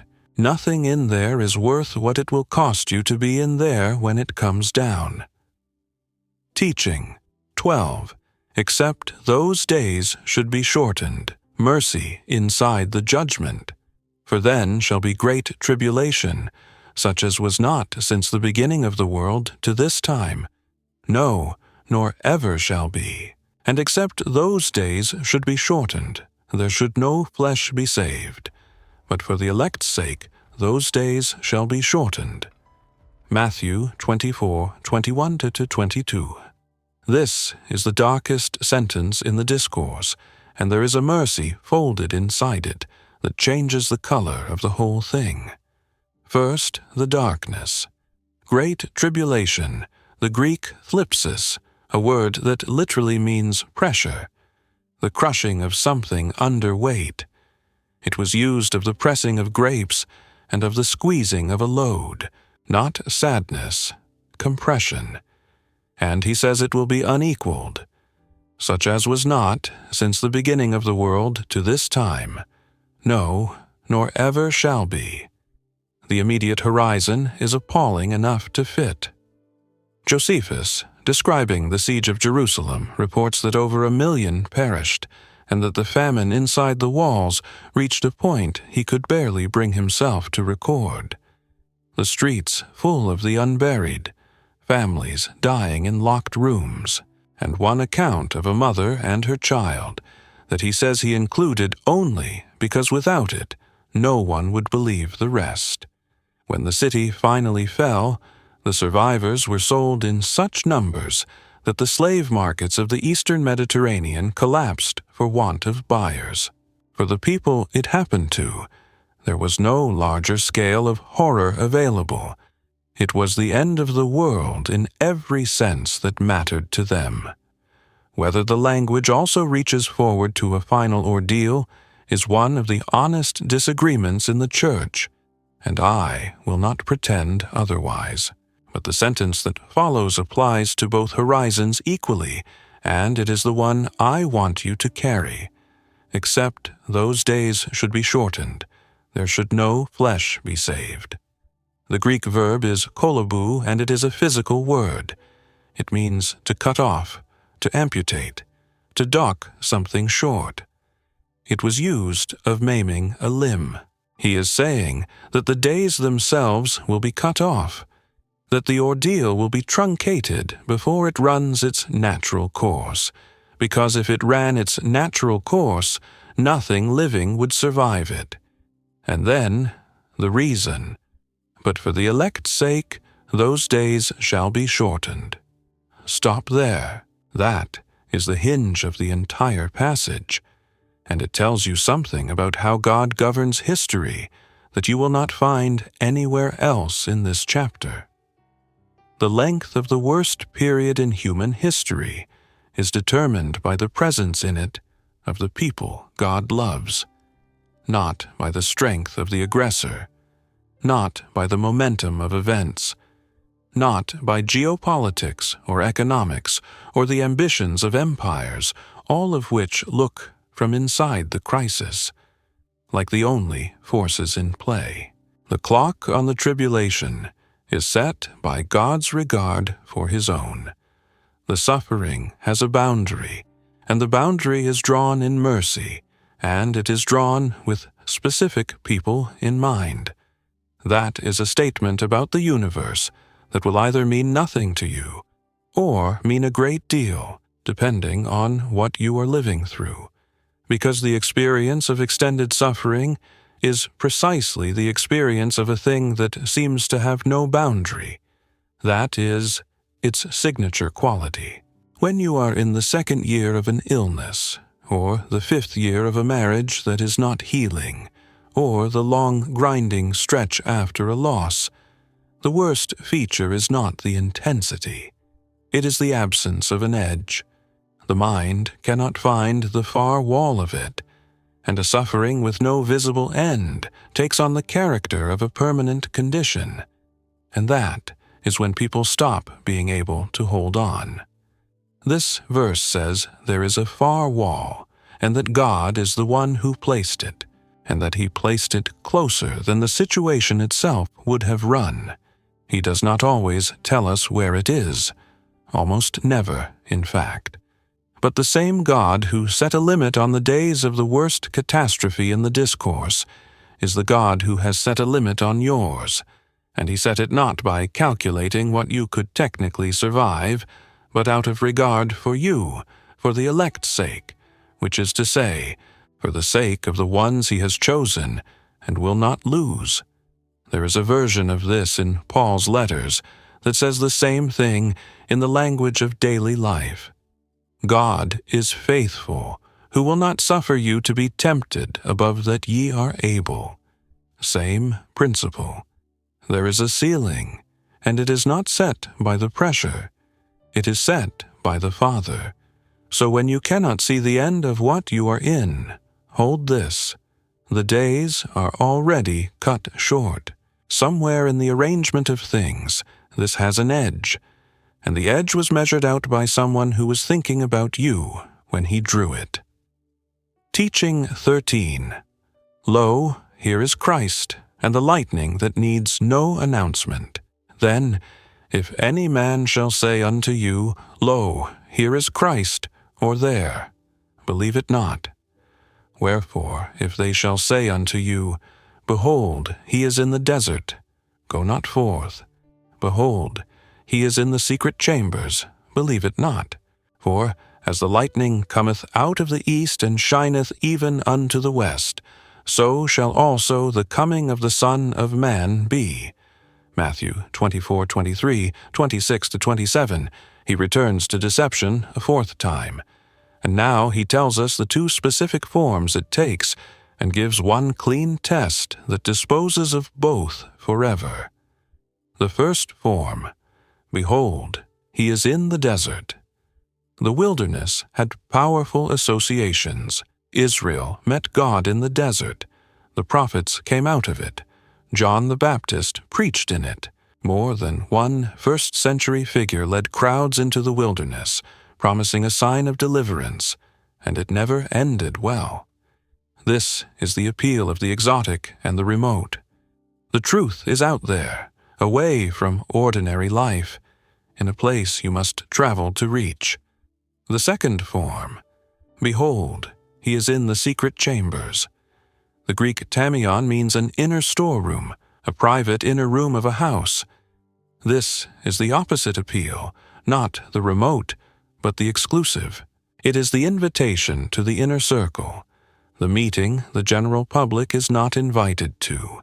The knowledge that is available to those who are ready for it. Between them, those two cover nearly every religious deception ever run. Go far away to find it, or come inside to find it. Both work by suggesting that the real thing is somewhere you are not, available through someone other than Christ himself, on terms that require a special relationship with the person telling you. And then, the test, and it is beautifully simple. For as the lightning cometh out of the east, and shineth even unto the west, so shall also the coming of the Son of Man be. Anyone who has watched a storm move across an open landscape knows the image. A lightning flash across a night sky is not something you are told about. It does not require an interpreter. Everyone in the valley sees it at once, whether they were looking for it or not, whether they believe in it or not, whether they are religious or not. That is the test. The return of Christ will not need publicity. It will not be reported to you by an intermediary. It will not be something you find out about because you were subscribed to the right teacher or present at the right meeting. If it has to be announced to you as a private discovery, it is not it. This single verse would have prevented an enormous amount of harm across 2,000 years if people had simply believed it. Every movement that has ever gathered people around a secret arrival, a hidden Christ, a return that only the initiated recognized, was answered in advance by one sentence about the weather. And then comes a proverb that has puzzled readers for centuries, and I will give you the two main readings honestly. For wheresoever the carcass is, there will the eagles be gathered together. Matthew 24:28. The word translated eagles is eatoi, which can mean eagles or vultures. In the ancient world, the two were not always distinguished, and the griffin vulture of that region has a wingspan the size of a man. The image is of carrion birds circling something dead, visible from miles away. One reading takes it as a comment on visibility, just as the gathering of birds tells everyone within sight exactly where the body is, without anyone needing to be informed. So the coming of the Son of Man will be self-evident. It fits the flow perfectly, coming immediately after the lightning. The other reading notices that the eagle was the emblem of the Roman legions, carried on a standard at the head of every unit, and hears in this a grim prediction of armies gathering over a nation that had become spiritually dead. Given that the verse sits in a passage about the fall of Jerusalem, that reading has real force. They may both be true. Prophetic language often carries more than one freight. But either way, the line functions as a warning against needing to be told. Judgment, when it comes, does not arrive as a rumor. The birds are visible. The lightning is visible. Whatever is hidden and requires a guide is, by definition, not the thing.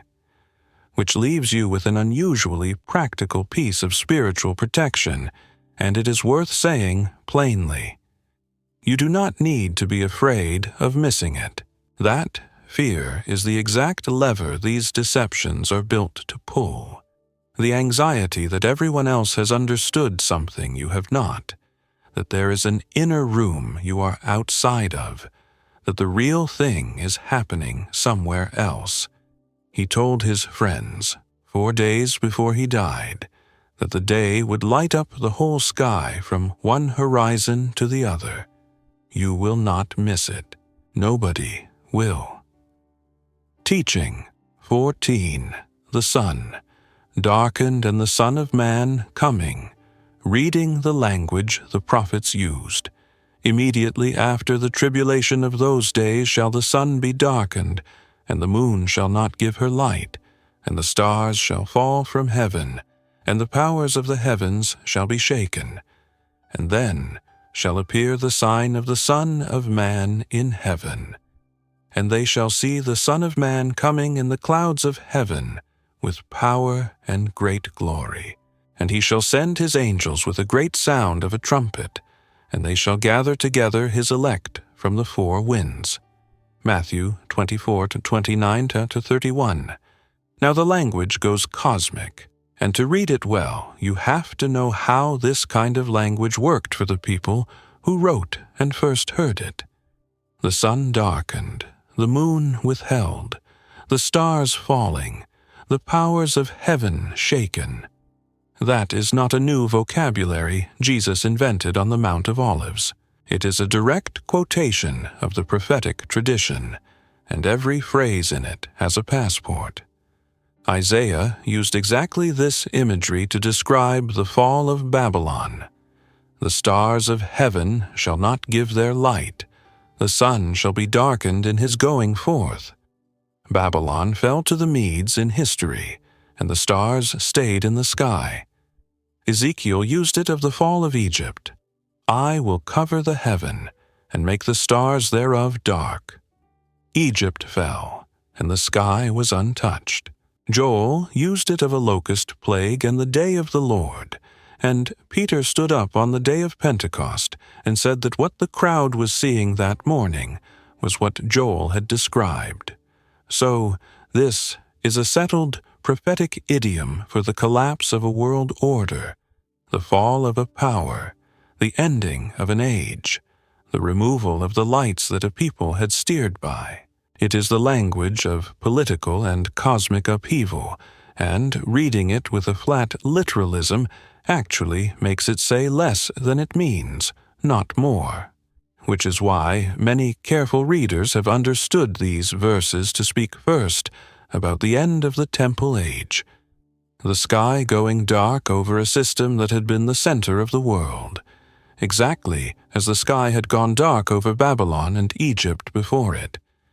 and many others hold that the language reaches past that to a genuinely final unmaking. Peter's second letter does speak of the elements melting with fervent heat. The two readings are not as far apart as the arguments about them suggest, because both agree on where the passage lands, and where it lands is a person. Then shall they see the Son of Man coming in the clouds of heaven with power and great glory. That phrase is a quotation, and it is the most important one in the discourse. It comes from the 7th chapter of Daniel, and if you do not know the original scene, you will misread it. Daniel sees a vision of 4 beasts rising out of a chaotic sea, one after another, each more terrible than the last. The great empires of history, devouring and trampling. And then the vision shifts. Thrones are set, and the Ancient of Days takes his seat, and the books are opened. And then Daniel says, I saw in the night visions, and, behold, one like the Son of Man came with the clouds of heaven, and came to the Ancient of Days, and they brought him near before him. And there was given him dominion, and glory, and a kingdom, that all people, nations, and languages should serve him. His dominion is an everlasting dominion, which shall not pass away. That is what Jesus is claiming on that hillside, in front of 4 fishermen, 4 days before his execution. That he is the figure in Daniel's vision. That the beasts of history, every empire that has ever risen out of the sea and trampled the world, are on the losing end of a court case that has already been decided, and that the dominion, glory, and kingdom that shall not pass away have been handed to a man from Nazareth. He said this while sitting on a hill overlooking a city that was about to kill him. Say what you like about the claim. It was not made from a position of strength. Then he shall send his angels with a great sound of a trumpet, and they shall gather together his elect from the 4 winds. The trumpet is another word with a history. It sounded at Sinai. It sounded to announce the year of Jubilee, when debts were canceled and slaves went free, and land returned to the families who had lost it. It gathered Israel for feasts and for war. When Paul writes about the return, he uses the same instrument. The trumpet shall sound, and the dead shall be raised incorruptible. And the verb translated gather together is episunago, to gather into one place. The word used for a hen gathering chicks under her wings, which is precisely the image Jesus had used about Jerusalem 2 days earlier, and wept while he said it. From the 4 winds, from the 4 corners of the earth, which means the last movement of this chapter is not destruction, it is a reunion. Everything scattered, gathered, everyone separated by continents and centuries and cemeteries collected. The people you have buried are in that verse, the ones who moved away, the ones you lost touch with, the ones whose graves you cannot visit anymore, because they are too far, or because you cannot bear it. They are in the sound of that trumpet. The chapter that began with a building coming down ends with a family being brought together, and that order is not accidental. The stones fall so that the people can be gathered. Teaching 15. The fig tree and this generation, the hardest verse in the discourse. Now learn a parable of the fig tree. When his branch is yet tender, and putteth forth leaves, ye know that summer is nigh. So likewise ye, when ye shall see all these things, know that it is near, even at the doors. Verily, I say unto you, this generation shall not pass, till all these things be fulfilled. Heaven and earth shall pass away, but my words shall not pass away. Matthew 24:32-35. He reaches for something ordinary, the way he always does. Not a portent. A tree in a garden. The fig tree was worth choosing for a specific reason. Most trees in that climate are evergreen. The olive, the cypress, the carob, and they look much the same in February as in June. The fig is one of the few that goes completely bare in winter, and then, late, buds. So, when a fig tree softens and pushes out leaves, it is a genuine signal, and every child in Galilee knew how to read it. Summer is close. Notice what he is teaching them to do with the signs. Not calculate.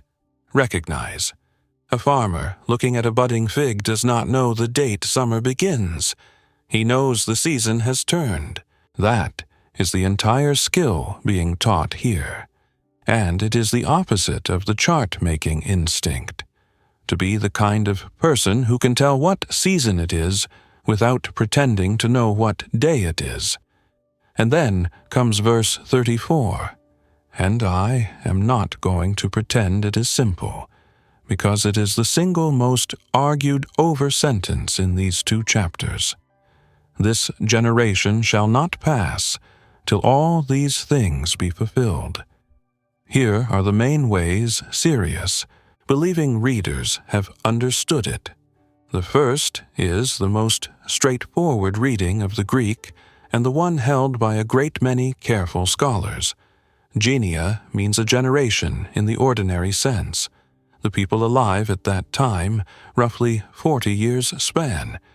And all these things refers to what he has just been describing about the temple, the armies, the desolation, and the flight.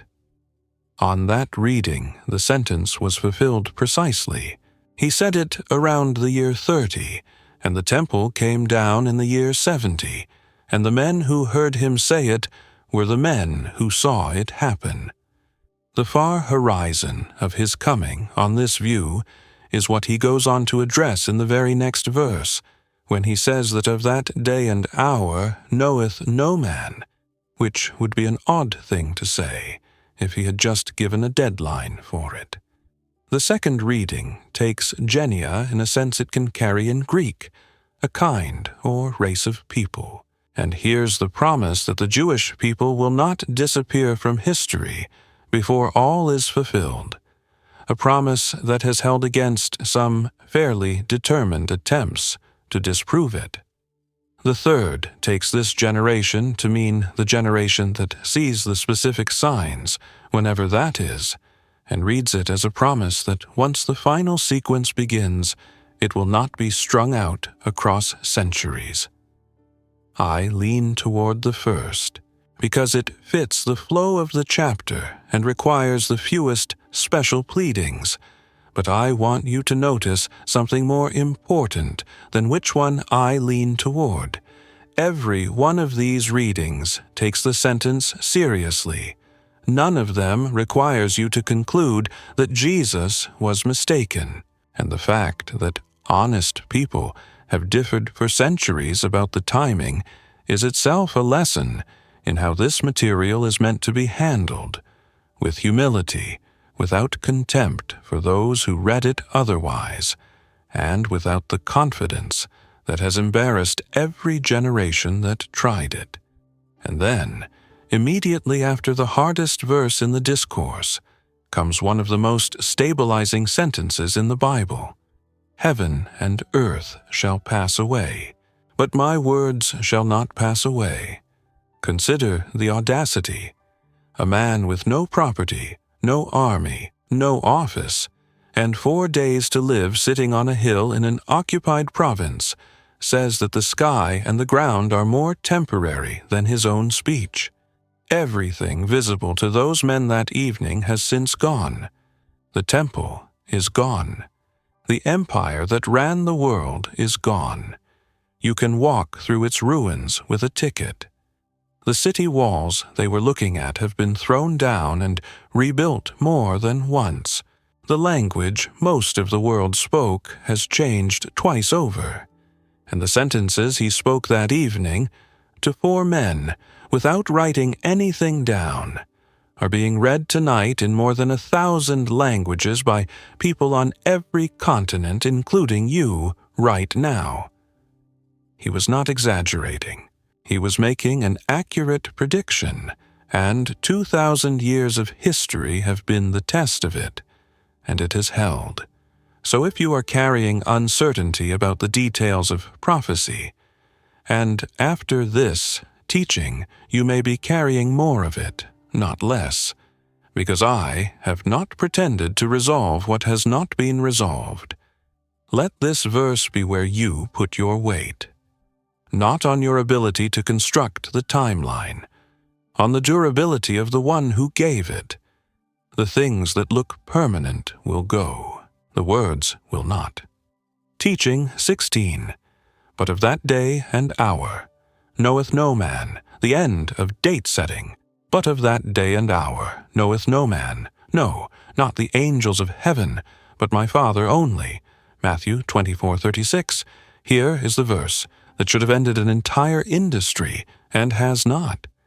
He has just spent a chapter and a half describing conditions, signals, and patterns, and then he says, with complete clarity, that the day and the hour are not known, not to people, not to angels, and, as Mark's version adds explicitly, not to the Son.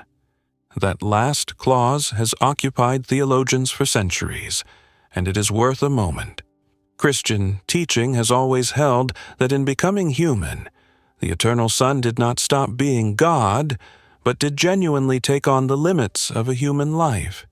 He grew, he got tired, he was hungry, he learned things as a child learns things, and here he says, without embarrassment, that this particular knowledge was not his to have in the days of his flesh, that it sat with the Father alone. There is something worth feeling in that, quite apart from the theology. The one asking his friends to trust the Father with the timing was himself, at that moment, trusting the Father with the timing. There is also a possible echo of the wedding customs of the time, and it is beautiful if it stands. In a Galilean betrothal, the groom went away to prepare a place, usually an addition to his father's house, and the bride waited. And when she asked when he would come for her, the traditional answer was, "Only my Father knows." The Father inspected the work and decided when it was ready. Jesus says exactly this in the same week. "In my Father's house are many mansions. I go to prepare a place for you." Now let us be plain about what this verse does to date setting. It kills it completely. There is no version of Christian faithfulness that includes calculating the date, because the calculation is not merely likely to be wrong. It is an attempt to obtain information that Jesus said belongs to the Father alone. And the history is a graveyard. Believers have set dates in nearly every century with total sincerity and considerable scholarship. Whole movements have sold their property, given away their possessions, gathered on hillsides, and waited. Some of the most famous cases produced not just personal disappointment, but a permanent public wound to the credibility of the Church, and, far worse, a private wound in thousands of ordinary believers who had put everything they had on a number and watched the sun come up on an ordinary morning. And it keeps happening because the appetite behind it never dies. That appetite is not really about theology. It is about control. If I know when, I can prepare. If I know when, the uncertainty stops. Uncertainty is the thing the human mind cannot tolerate, and a date, even a wrong one, feels better than an open horizon, which is exactly why he withheld it. Because think about what would happen if you knew. If the date were 40 years out, you would live for 39 years exactly as you live now, and prepare at the end, which is precisely how human beings handle every deadline they have ever been given.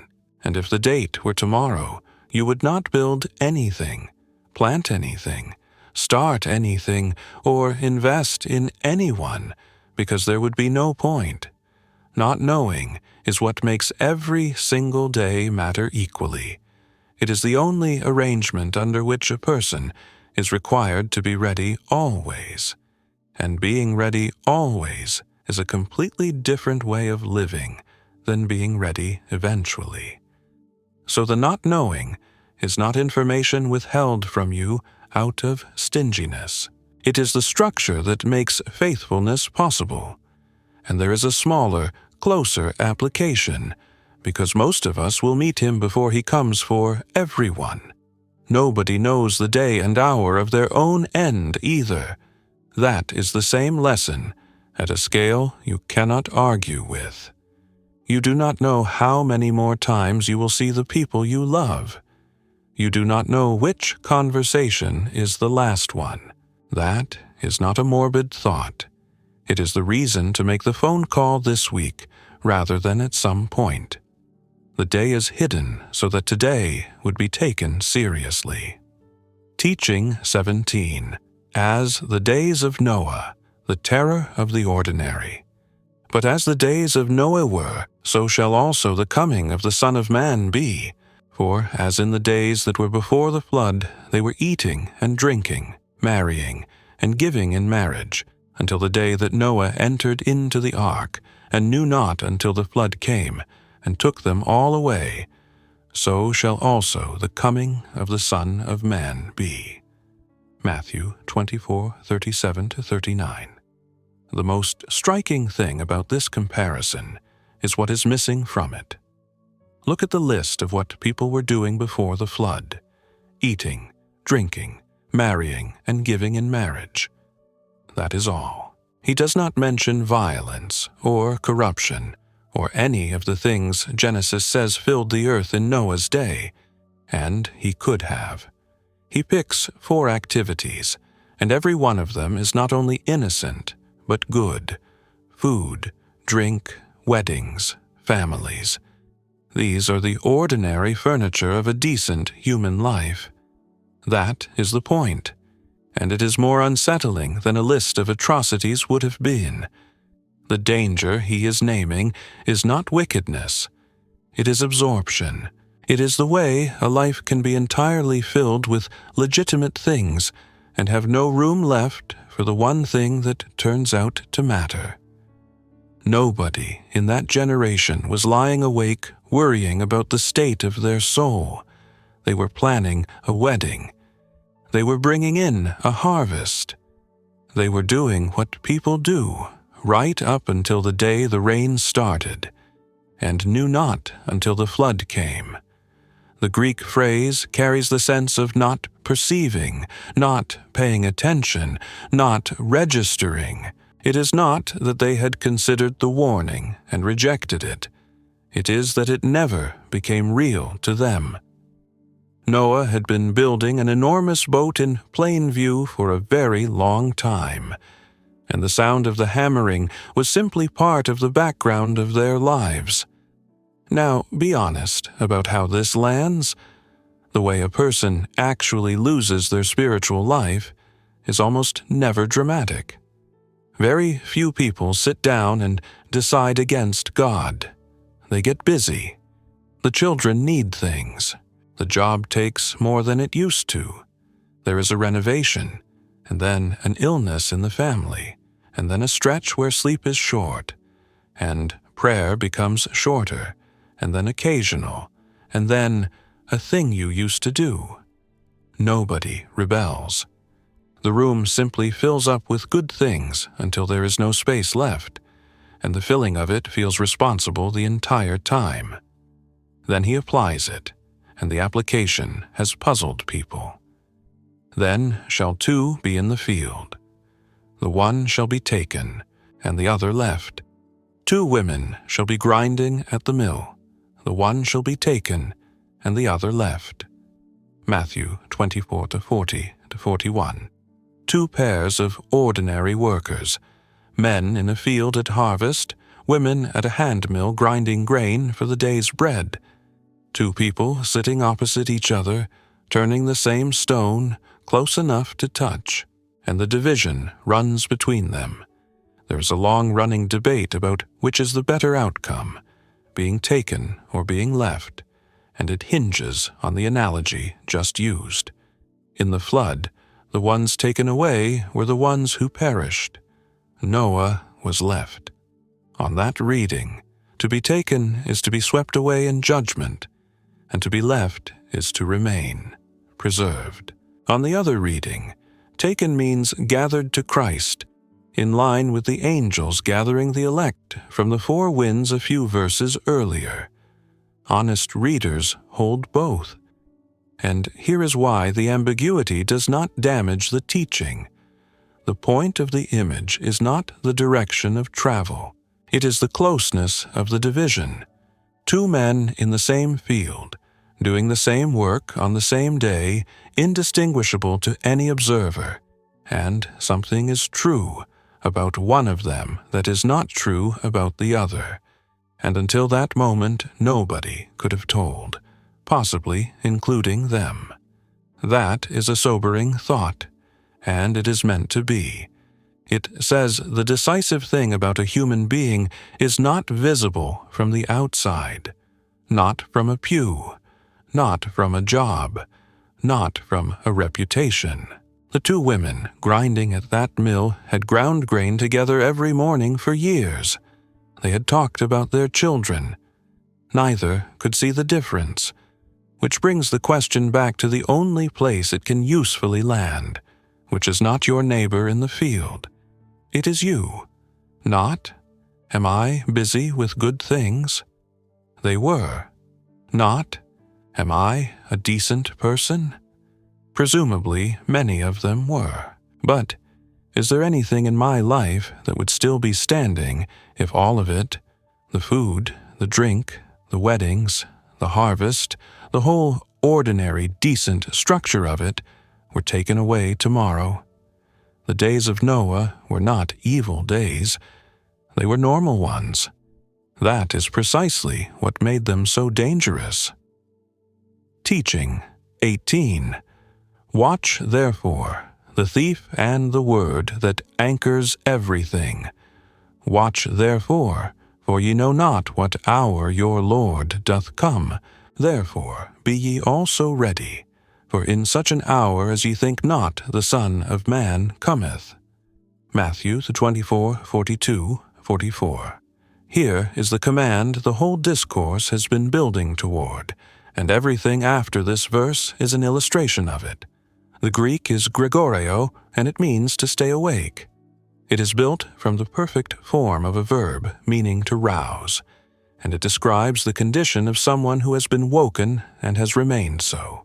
It is the word for a night watchman on a wall, for a soldier at a post, for a person who has decided that this is not a night for sleeping. That is worth pausing on, because it tells you what kind of activity is being asked for. Staying awake is not exciting. It is not heroic. It is a long, dull, unrewarded discipline that consists mostly of refusing to do the very natural thing your body is asking you to do. Nobody applauds a watchman at 3 a.m. Nothing happens on almost every shift he ever works, and the entire value of his position lies in his being awake on the one night when something does. And notice what watching is not, because the church has repeatedly confused this. Watching is not scanning the horizon for signs. It is not following the news with a Bible in one hand and a chart in the other.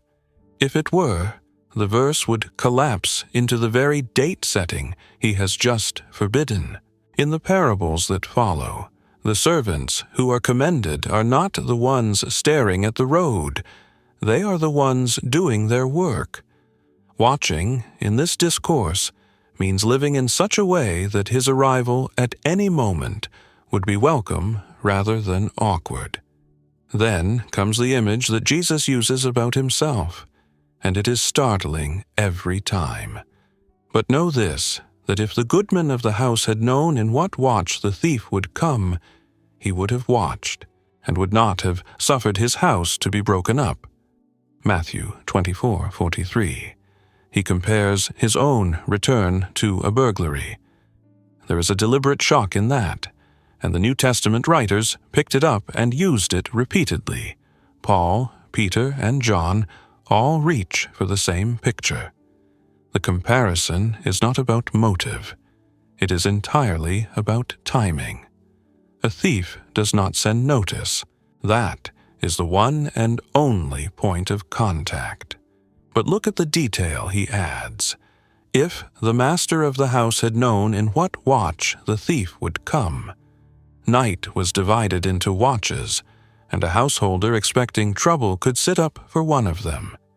He could not sit up for all of them every night, indefinitely. Which is exactly the situation the church is in, and exactly why he says, "Be ye also ready," rather than "stay up all night." Readiness is not a state of heightened alert. It is a state of arrangement. It is not the householder sitting on the stairs with a lamp. It is the householder having locked the door. So what does readiness look like in practice for someone with a job and a family and a body that gets tired? It is not living in a state of low-grade fear about the end of the world. Fear is not what he asks for anywhere in this discourse. He explicitly forbids the lurch of alarm back in verse 6. It is instead a life with nothing important left in a permanently unfinished state. There is a useful test for this, and it is uncomfortable in the ordinary way that useful tests are. If he came back this evening, what is the thing you would wish you had already done? Almost everyone has an immediate answer. It is rarely theological. It is usually a person's name. The conversation you have been putting off for 11 years. The apology that would take 90 seconds and has taken a decade not to say. The child you have not spoken to since the falling out. The thing you have kept private that has been quietly running your life. The letter you have written in your head and never sent. That answer, whatever it is for you, is your assignment from this verse. Not a general anxiety about the future. A specific piece of unfinished business in the present. Readiness is simply the ongoing habit of closing those gaps as they appear, so that the day of his arrival, whenever it comes, finds you with nothing urgent left in the drawer. The watchman's discipline is not staring into the dark. It is being the kind of person for whom a sudden arrival would be good news.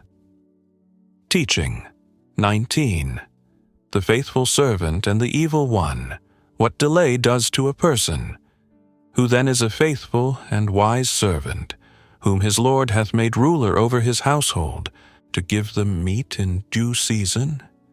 Blessed is that servant, whom his Lord, when he cometh, shall find so doing. But, and if that evil servant shall say in his heart, My Lord delayeth his coming, and shall begin to smite his fellow servants, and to eat and drink with the drunken, the Lord of that servant shall come in a day when he looketh not for him. Matthew 24:45, 48, 50. Now the discourse turns into stories, and the first one is a portrait of two men in the same position who make opposite use of the same situation. The setting is an estate. The owner is away, for how long is not specified, which is the whole point, and he has left a senior servant in charge of the household staff with one job, to give them meat in due season, feed the others, run the house so that the people in it are looked after, on time, day after day, while the master is not there to see it. Notice how small the assignment is. He is not told to expand the estate, produce something remarkable, or achieve anything at all. He is told to do the ordinary daily work of caring for people, reliably, in the absence of supervision. That is the biblical definition of faithfulness in one line, and it is the reason so many people miss it. We assume faithfulness is a large word. It is actually a small, repeated word. It means doing the unremarkable next right thing, at the right time, when nobody is checking. And then, the second servant. And pay attention to where the rot starts, because it is not in his behavior. If that evil servant shall say in his heart, My Lord delayeth his coming. It starts in the heart, and it starts as a sentence about time. He is not an atheist. He does not conclude the Master does not exist or is never coming back. He concludes that the Master is not coming yet, and yet is all he needs. A delayed accountability is, in practical terms, no accountability at all, because the human heart lives in the near distance. And then, look at the two directions the corruption runs, because they are precisely observed. He shall begin to smite his fellow servants. Power without accountability turns downward. The man put in charge to serve the household begins to hit it. That has been the story of religious abuse in every century. A person given authority over others in the master's absence, who begins to treat the household as his own possession rather than his charge, and to eat and drink with the drunken. Self-indulgence turns inward. The provisions he was entrusted with to distribute, he now consumes. He has stopped being a steward and become a consumer of the thing he was supposed to be handing out. That is a picture of what a slow-arriving future does to an unwatchful heart, and you do not need to run an estate to recognize it. It shows up wherever consequences feel far away, in how a person treats those with no power over them, and in what they do when they are certain nobody will find out. Then, the last line, and it is quiet and terrible. The Lord of that servant shall come in a day when he looketh not for him. The master's return is not vindictive. It is simply the fact that the situation the servant built his behavior on was never true. The delay was real. The absence was not. But do not let the second servant take the whole passage, because the first one is the one being held up. Blessed is that servant, whom his Lord when he cometh shall find so doing. Read that slowly, because it is one of the great encouragements in the Gospels for ordinary people. He does not say, Blessed is the servant who achieved a great deal. He does not say, Blessed is the servant with something impressive to show. He says, Blessed is the servant who is found doing the job, caught in the act of the ordinary faithfulness he was assigned, which means that on any given day, the highest thing available to you is not something dramatic. It is being found in the middle of your actual life, doing your actual work, feeding whoever it is you have been given to feed. The grandmother praying for grandchildren who do not call, the nurse on a night shift, the man who has cared for his wife through a long illness with no audience whatsoever, the teacher, the plumber, the volunteer, the one who keeps showing up to a small church that has never been impressive. Every one of them, if he came this evening, would be found so doing. That is the whole ambition the parable offers, and it is enough. Teaching. 20. The 10 virgins, the thing that cannot be borrowed. Then shall the kingdom of heaven be likened unto 10 virgins, which took their lamps, and went forth to meet the bridegroom. And 5 of them were wise, and 5 were foolish. And while they went to buy, the bridegroom came. and they that were ready went in with him to the marriage, and the door was shut. Matthew 25, you want 1 to 2. 10. To feel this parable properly, you need the wedding customs behind it, because without them, it sounds arbitrary and even harsh. A first-century Jewish wedding had 2 stages. The betrothal was legally binding. The couple were husband and wife-in-law, though they did not yet live together. Then the groom went away, typically to prepare living quarters at his father's house, and the interval could run for many months. When the preparations were judged complete, the groom came in procession, usually in the evening, to collect his bride and bring her back for the feast. The exact night was not announced in advance.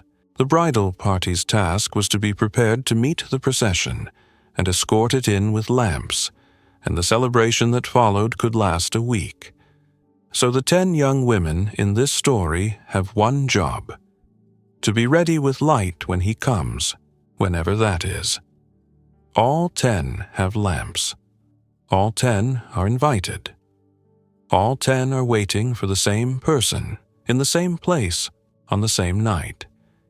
And here is the detail that shapes everything. All 10 fall asleep. The parable does not criticize this. In the ancient world, waiting up all night in the dark was not virtuous. It was impractical, and the wise ones sleep just as soundly as the foolish.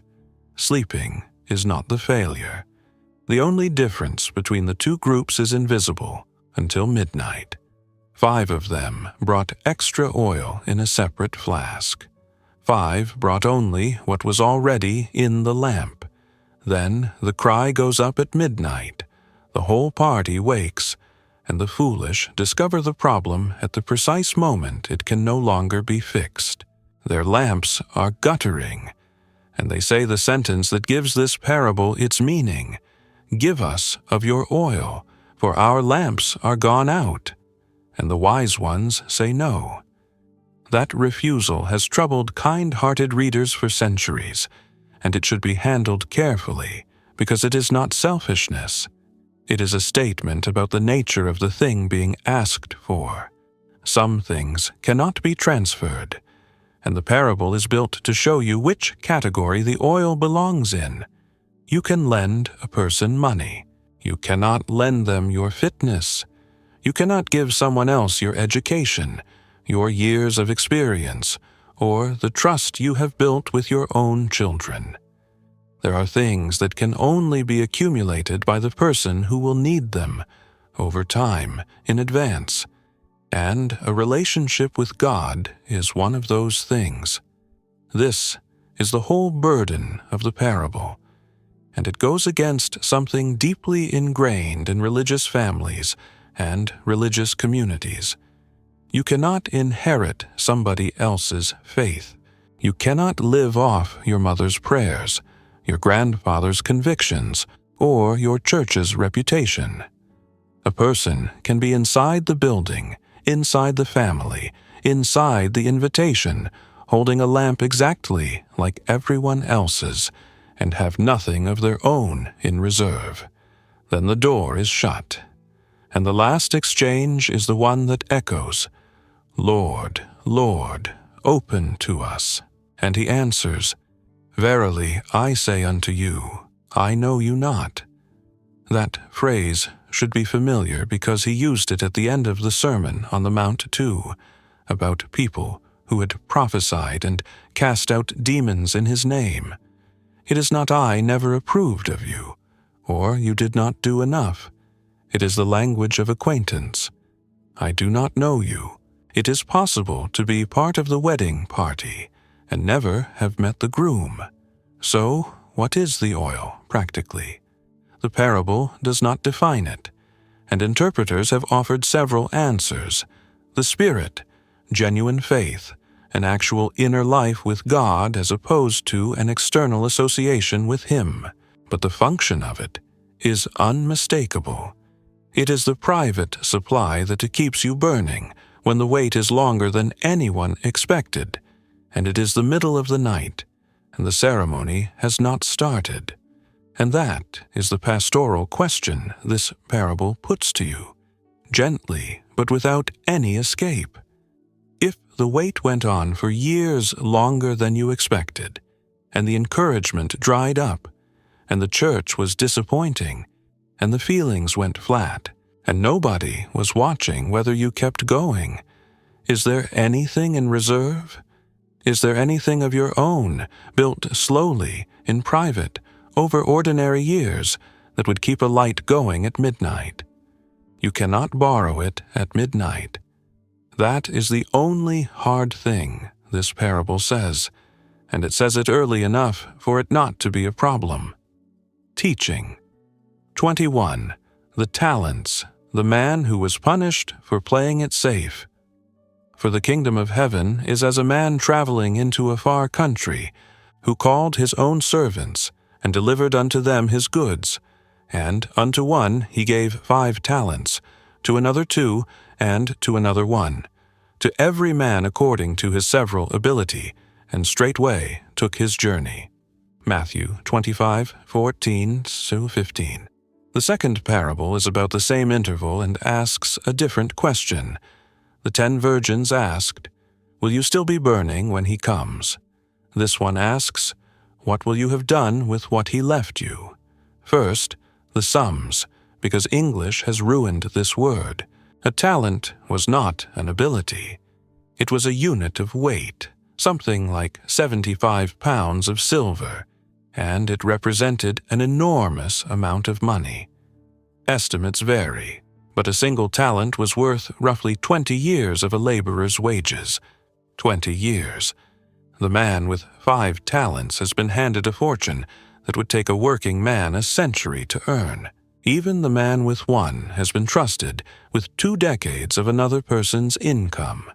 That detail matters because of how the third servant later describes his master. Nobody in that story was given a small amount. The parable begins with staggering generosity. Second, the distribution, to every man according to his several ability. The master is not careless. He knows his servants. He gives each one what that particular servant can actually handle, which means no one in the story is set up to fail, and no one is being measured against anyone else. This alone dismantles the comparison that eats so many believers alive. The 2-talent man is never once evaluated against the 5-talent man. Their commendations at the end are word for word identical. Then he leaves, and the story turns on what 3 men do with an absence. The first, to trade. The verb suggests active work, risk, engagement. They put the money into circulation, and it doubles. The third does something that would have looked to a first-century listener entirely defensible. He buries it. Rabbinic law of the period actually regarded burying money in the ground as the safest form of custody. If you buried an entrusted sum and it was stolen, you were not liable. The third servant did the responsible, conservative, blameless thing. And when the master returns, he is condemned for it. To understand why, listen to his own account of himself, because the parable puts the diagnosis in his mouth. Lord, I knew thee that thou art an hard man, reaping where thou hast not sown, and gathering where thou hast not strawed. And I was afraid, and went and hid thy talent in the earth. Matthew 25:24, 25. I was afraid. That is the confession. Everything else is scaffolding around it. And look at what the fear was made of. A picture of the master that was not true.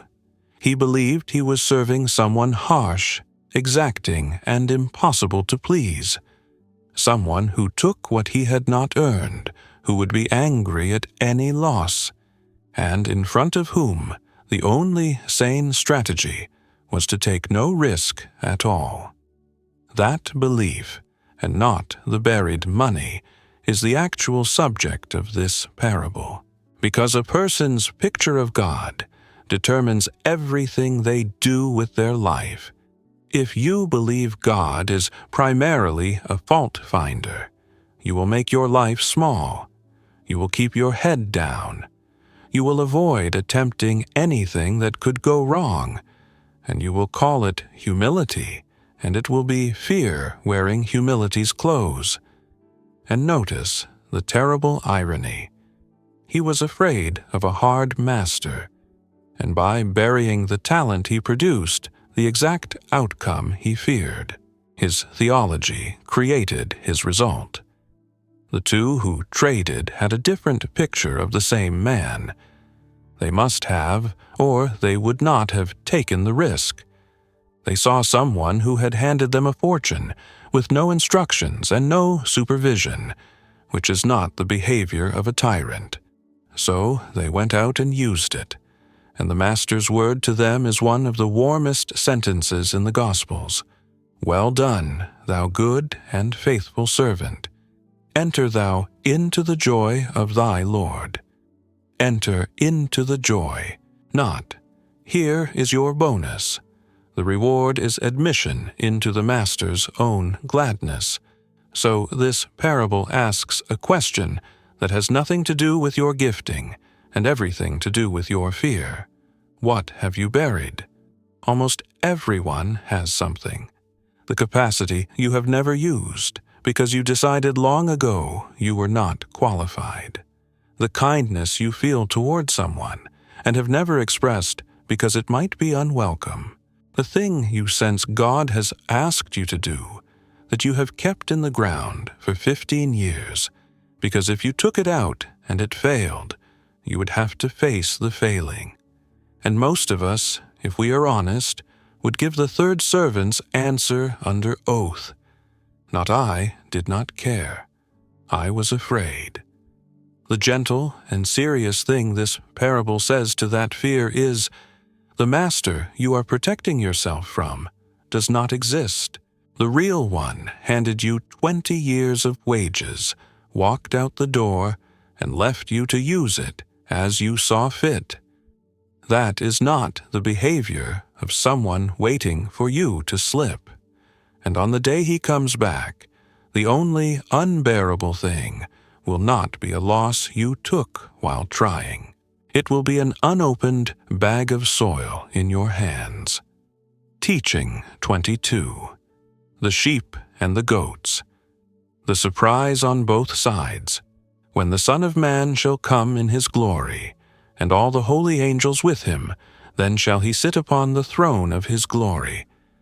And before him shall be gathered all nations, and he shall separate them one from another, as a shepherd divideth his sheep from the goats. Matthew 25:31-32. And so the last public teaching of Jesus before the cross arrives at a courtroom, and everything the discourse has been building toward is finally shown rather than described. The image is one every listener knew. In the hills of Judea, sheep and goats grazed together during the day. They were separated in the evening because goats needed shelter from the cold and sheep did not. It was a routine, undramatic, daily operation performed by a shepherd who could tell them apart at a glance, which is exactly the note the parable wants. Not a difficult forensic process. A recognition. Then comes the criterion, and it is the most startling thing in the discourse. For I was an hungered, and ye gave me meat. I was thirsty, and ye gave me drink. I was a stranger, and ye took me in. Naked, and ye clothed me. I was sick, and ye visited me. I was in prison, and ye came unto me. Matthew 25:35-36. 6 needs, every one of them physical, every one of them unglamorous. Food, water, welcome, clothing, care in illness, presence in prison. There is no theology in the list, no religious activity, nothing anyone would put on a resume. And notice what several of them cost. Not money, but time and proximity. You cannot visit a sick person or go to a prison remotely. Those two require your body in a room. And then the double surprise, which is the true center of the passage. The righteous are astonished. Lord, when saw we thee an hungered, and fed thee? They have no memory of serving Christ. They were simply doing what was in front of them over years without keeping a record. That is the mark of the real thing. It did not know it was doing anything remarkable, which is why it could not have been done for credit. And the others are equally astonished in the other direction. Lord, when saw we thee an hungered or athirst, and did not minister unto thee? Their defense is not that they refused, it is that they never noticed. Their sin is not cruelty, it is absence. They did nothing, which turns out to be the thing. Then the sentence that has changed more history than almost any other in the Bible. Inasmuch as ye have done it unto one of the least of these my brethren, ye have done it unto me. Sit with the claim being made there. The one who is about to be handed over, stripped, and executed, is saying that he identifies himself so completely with the hungry, the sick, the imprisoned, and the stranger that what is done to them is done to him. There is a long-running debate about whether my brethren means the whole of the suffering world, or specifically his own persecuted followers, and both readings have serious support. But whichever way you take it, the direction of the challenge is identical. The king is found among the people nobody is looking at, which means the doorbell of the Last Judgment has already rung several times this month. The neighbor whose lights are on late and whose spouse died in March. The person at your church who has stopped coming and whom nobody has called. The relative in a care home who no longer recognizes anyone and therefore gets fewer visits because the visits feel pointless. The prisoner nobody writes to. The family down the road who arrived from somewhere else and speaks the language badly and has been in your town for a year without an invitation to anything. Every one of them, on the terms of this passage, is a place where Christ is standing. And there is one more thing that must be said, or this teaching gets misused. This is not a doctrine that we are saved by our charity. The whole New Testament stands against that, and the sheep in this story are as surprised by their own record as the goats are. The good they did was not a payment. It was an outflow. Their unself-consciousness is the proof. They did not do it to be counted. They did it because that had become the kind of person they were. But do not soften what he says either. He devotes the final scene of his final teaching, 4 days before dying, to the question of whether we fed people. Whatever else that means, it means the question is not optional. Teaching. 23. What I say unto you, I say unto all, and what happened 4 days later. And what I say unto you, I say unto all, watch. Mark 13:37. Mark's account of that evening ends with one word, and it is thrown wider than the 4 men it was spoken to. What I say unto you, I say unto all. That is a sentence with your name in it. This teaching was given privately, on a hillside, to a handful of friends, and the one giving it says that the instruction is not confined to them. It travels forward through every century to everyone who would ever read it, and it consists of a single imperative. Watch. Now let me tell you what happened next, because the Gospels put it directly afterward, and the placement is not an accident. 2 days later, on the Thursday night, he took the same men down that same hill, across the Kidron Valley, into a grove of olive trees at the bottom called Gethsemane, and he asked them, in his own hour of terror, to do the one thing he had just spent 2 chapters teaching them to do. He said, "Tarry ye here, and watch with me." And they fell asleep. He came back and found them sleeping, and he woke them, and he said, "Could ye not watch with me 1 hour?" And he went and prayed again, and came back, and they were asleep again, 3 times. That is the ending the Holy Spirit chose to place immediately after the greatest discourse on watchfulness ever given. The men who had just been told to stay awake could not manage 1 hour, on the one night it mattered most, for the person they loved most in the world. I find that unbearably encouraging, and I want to tell you why. Because it means the Olivet Discourse was never given to people who were capable of keeping it.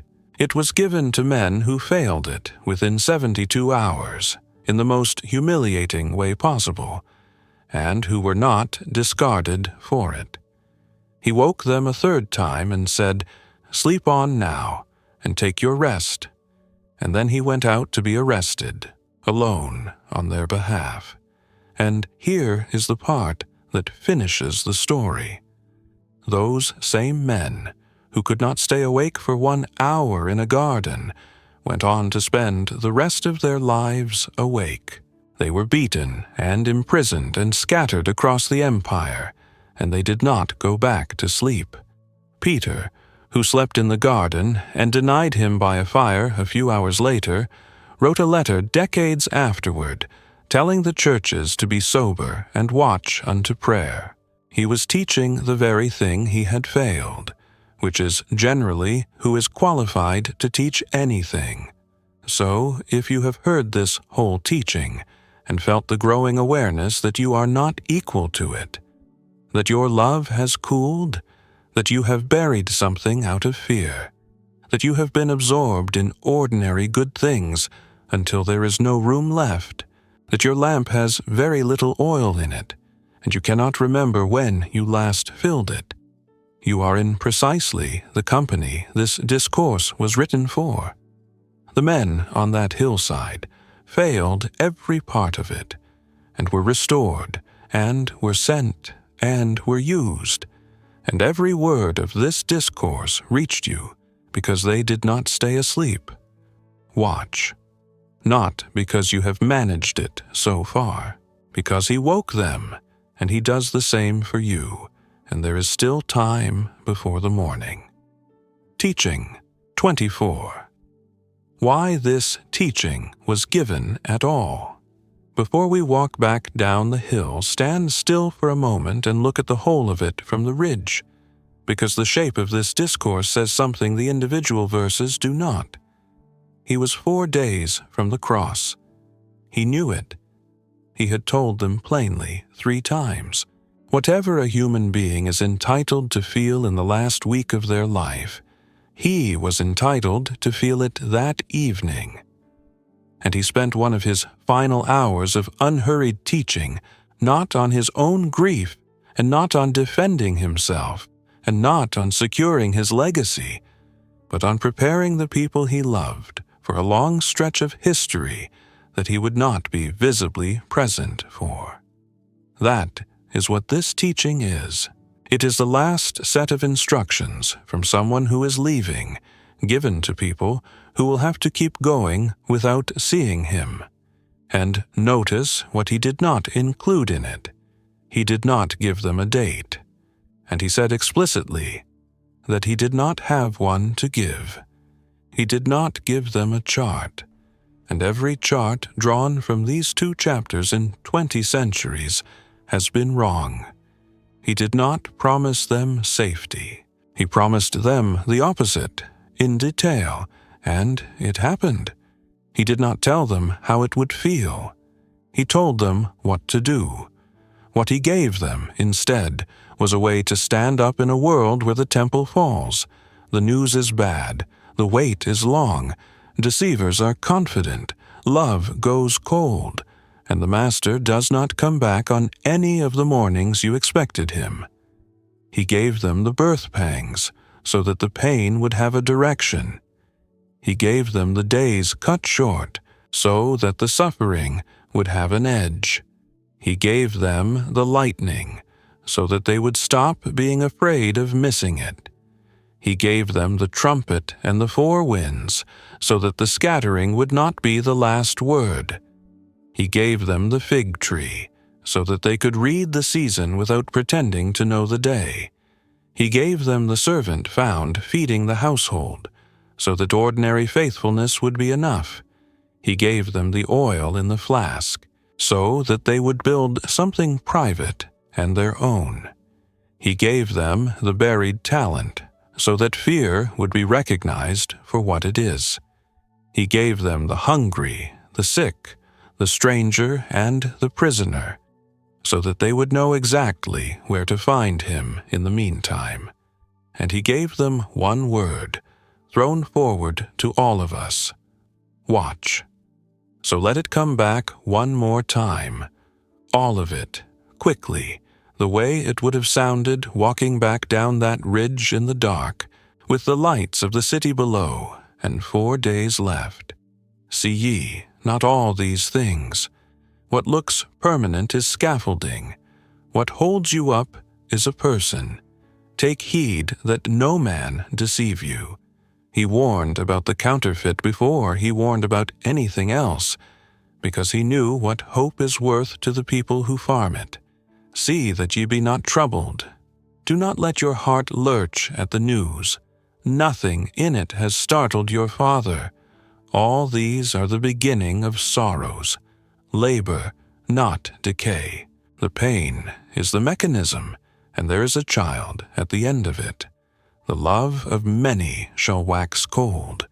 The only sign in the whole discourse you can check tonight, and the only one you can do something about this week. He that shall endure unto the end. Not brilliance, presence. Still here is the whole assignment. This gospel shall be preached in all the world. The delay you have resented is the reason you are inside the story. Let them which be in Judea flee. Leave the coat. Nothing in that house is worth what it will cost you to be inside it. Except those days should be shortened. There is a far wall, and mercy is what set it there. As the lightning shineth from the east unto the west, you will not miss it. Nobody will. They shall gather together his elect from the four winds, every one scattered, collected. The ones you have buried are in that verse. Heaven and earth shall pass away, but my words shall not. Everything they were looking at that night is gone. The sentences are in your hands. Of that day and hour knoweth no man. The day is hidden so that today would be taken seriously. As the days of Noe were, it was not wickedness that swallowed that generation. It was ordinary good things, filling every room. Watch, therefore, not scanning the horizon, living so that his arrival would be welcome rather than awkward. Blessed is that servant whom his Lord shall find so doing, caught in the middle of your actual life, feeding whoever you were given to feed. They that were ready went in with him. You cannot borrow oil at midnight, and it is not midnight yet. I was afraid, and hid thy talent in the earth. The master you have been protecting yourself from does not exist. Inasmuch as ye have done it unto one of the least of these, he is standing at a door on your street that has not been knocked on for a long time. And what I say unto you, I say unto all, watch. He is still coming. The hillside is still open. And the wait, however long it has been for you, is not absence. It is patience, with your name on it. Now, before you go, there are a few things I would like to ask of you, and none of them are really about this channel. If this teaching has been worth your time today, subscribe and turn on the notification bell. I am asking that sincerely. The bell is the only way you will actually know when the next letter arrives, because nothing else guarantees it reaches you. And we are going to keep going exactly like this, verse by verse, unhurried all the way down. There is a great deal still ahead of us. The parables nobody explains properly, the hard sayings people skip, the prayers of Scripture taken apart word by word, the chapters that have been used as weapons and were never meant to be. If that is the kind of thing that feeds you, put your name in this family so the next one can find you. And press the like button before you leave. It takes one tap, it costs nothing, and it is not about numbers. Somewhere tonight, there's a person lying awake with a weight on their chest they cannot name, and at 2 a.m, they will go looking for something, anything, that speaks to it. Every, like on this video, is one more thread pulling it toward them. Your single tap becomes a quiet gift handed to a stranger in the dark. And then, do one more thing. Somebody came into your mind while you were listening. Maybe it was during the servant who was found feeding the household, and you thought of the person who has been quietly caring for someone for years with no audience at all. Maybe it was during the buried talent, and you thought of someone who has been afraid for a very long time. Maybe it was during the sheep and the goats, and a name came up that you have not called. Send this to them. Not with a lecture attached, not with an explanation, just send it and say, "This made me think of you." That is a small act of love with a very long reach, and it costs you one message. And now, the blessing. May the God who told his friends the truth about the future tell you the truth about yours. May you hear the news of a breaking world without your heart lurching, because you know who has not been startled by any of it. May every pain you are carrying turn out to have been labor and not decay. May the days of the thing you are enduring be shortened for your sake by a Father who measured the edge of it while he was thinking about you. May your love not grow cold in a cold age, and may the fire in you be fed by the one who lit it. May you be found, on the day he comes, in the middle of your ordinary life, doing your ordinary work, with nothing important left unfinished and nothing precious left buried. And may you hear, at the end of the long wait, the only sentence any of us are finally hoping for. Well done, thou good and faithful servant. Enter thou into the joy of thy Lord. God bless you wherever in the world you are watching from.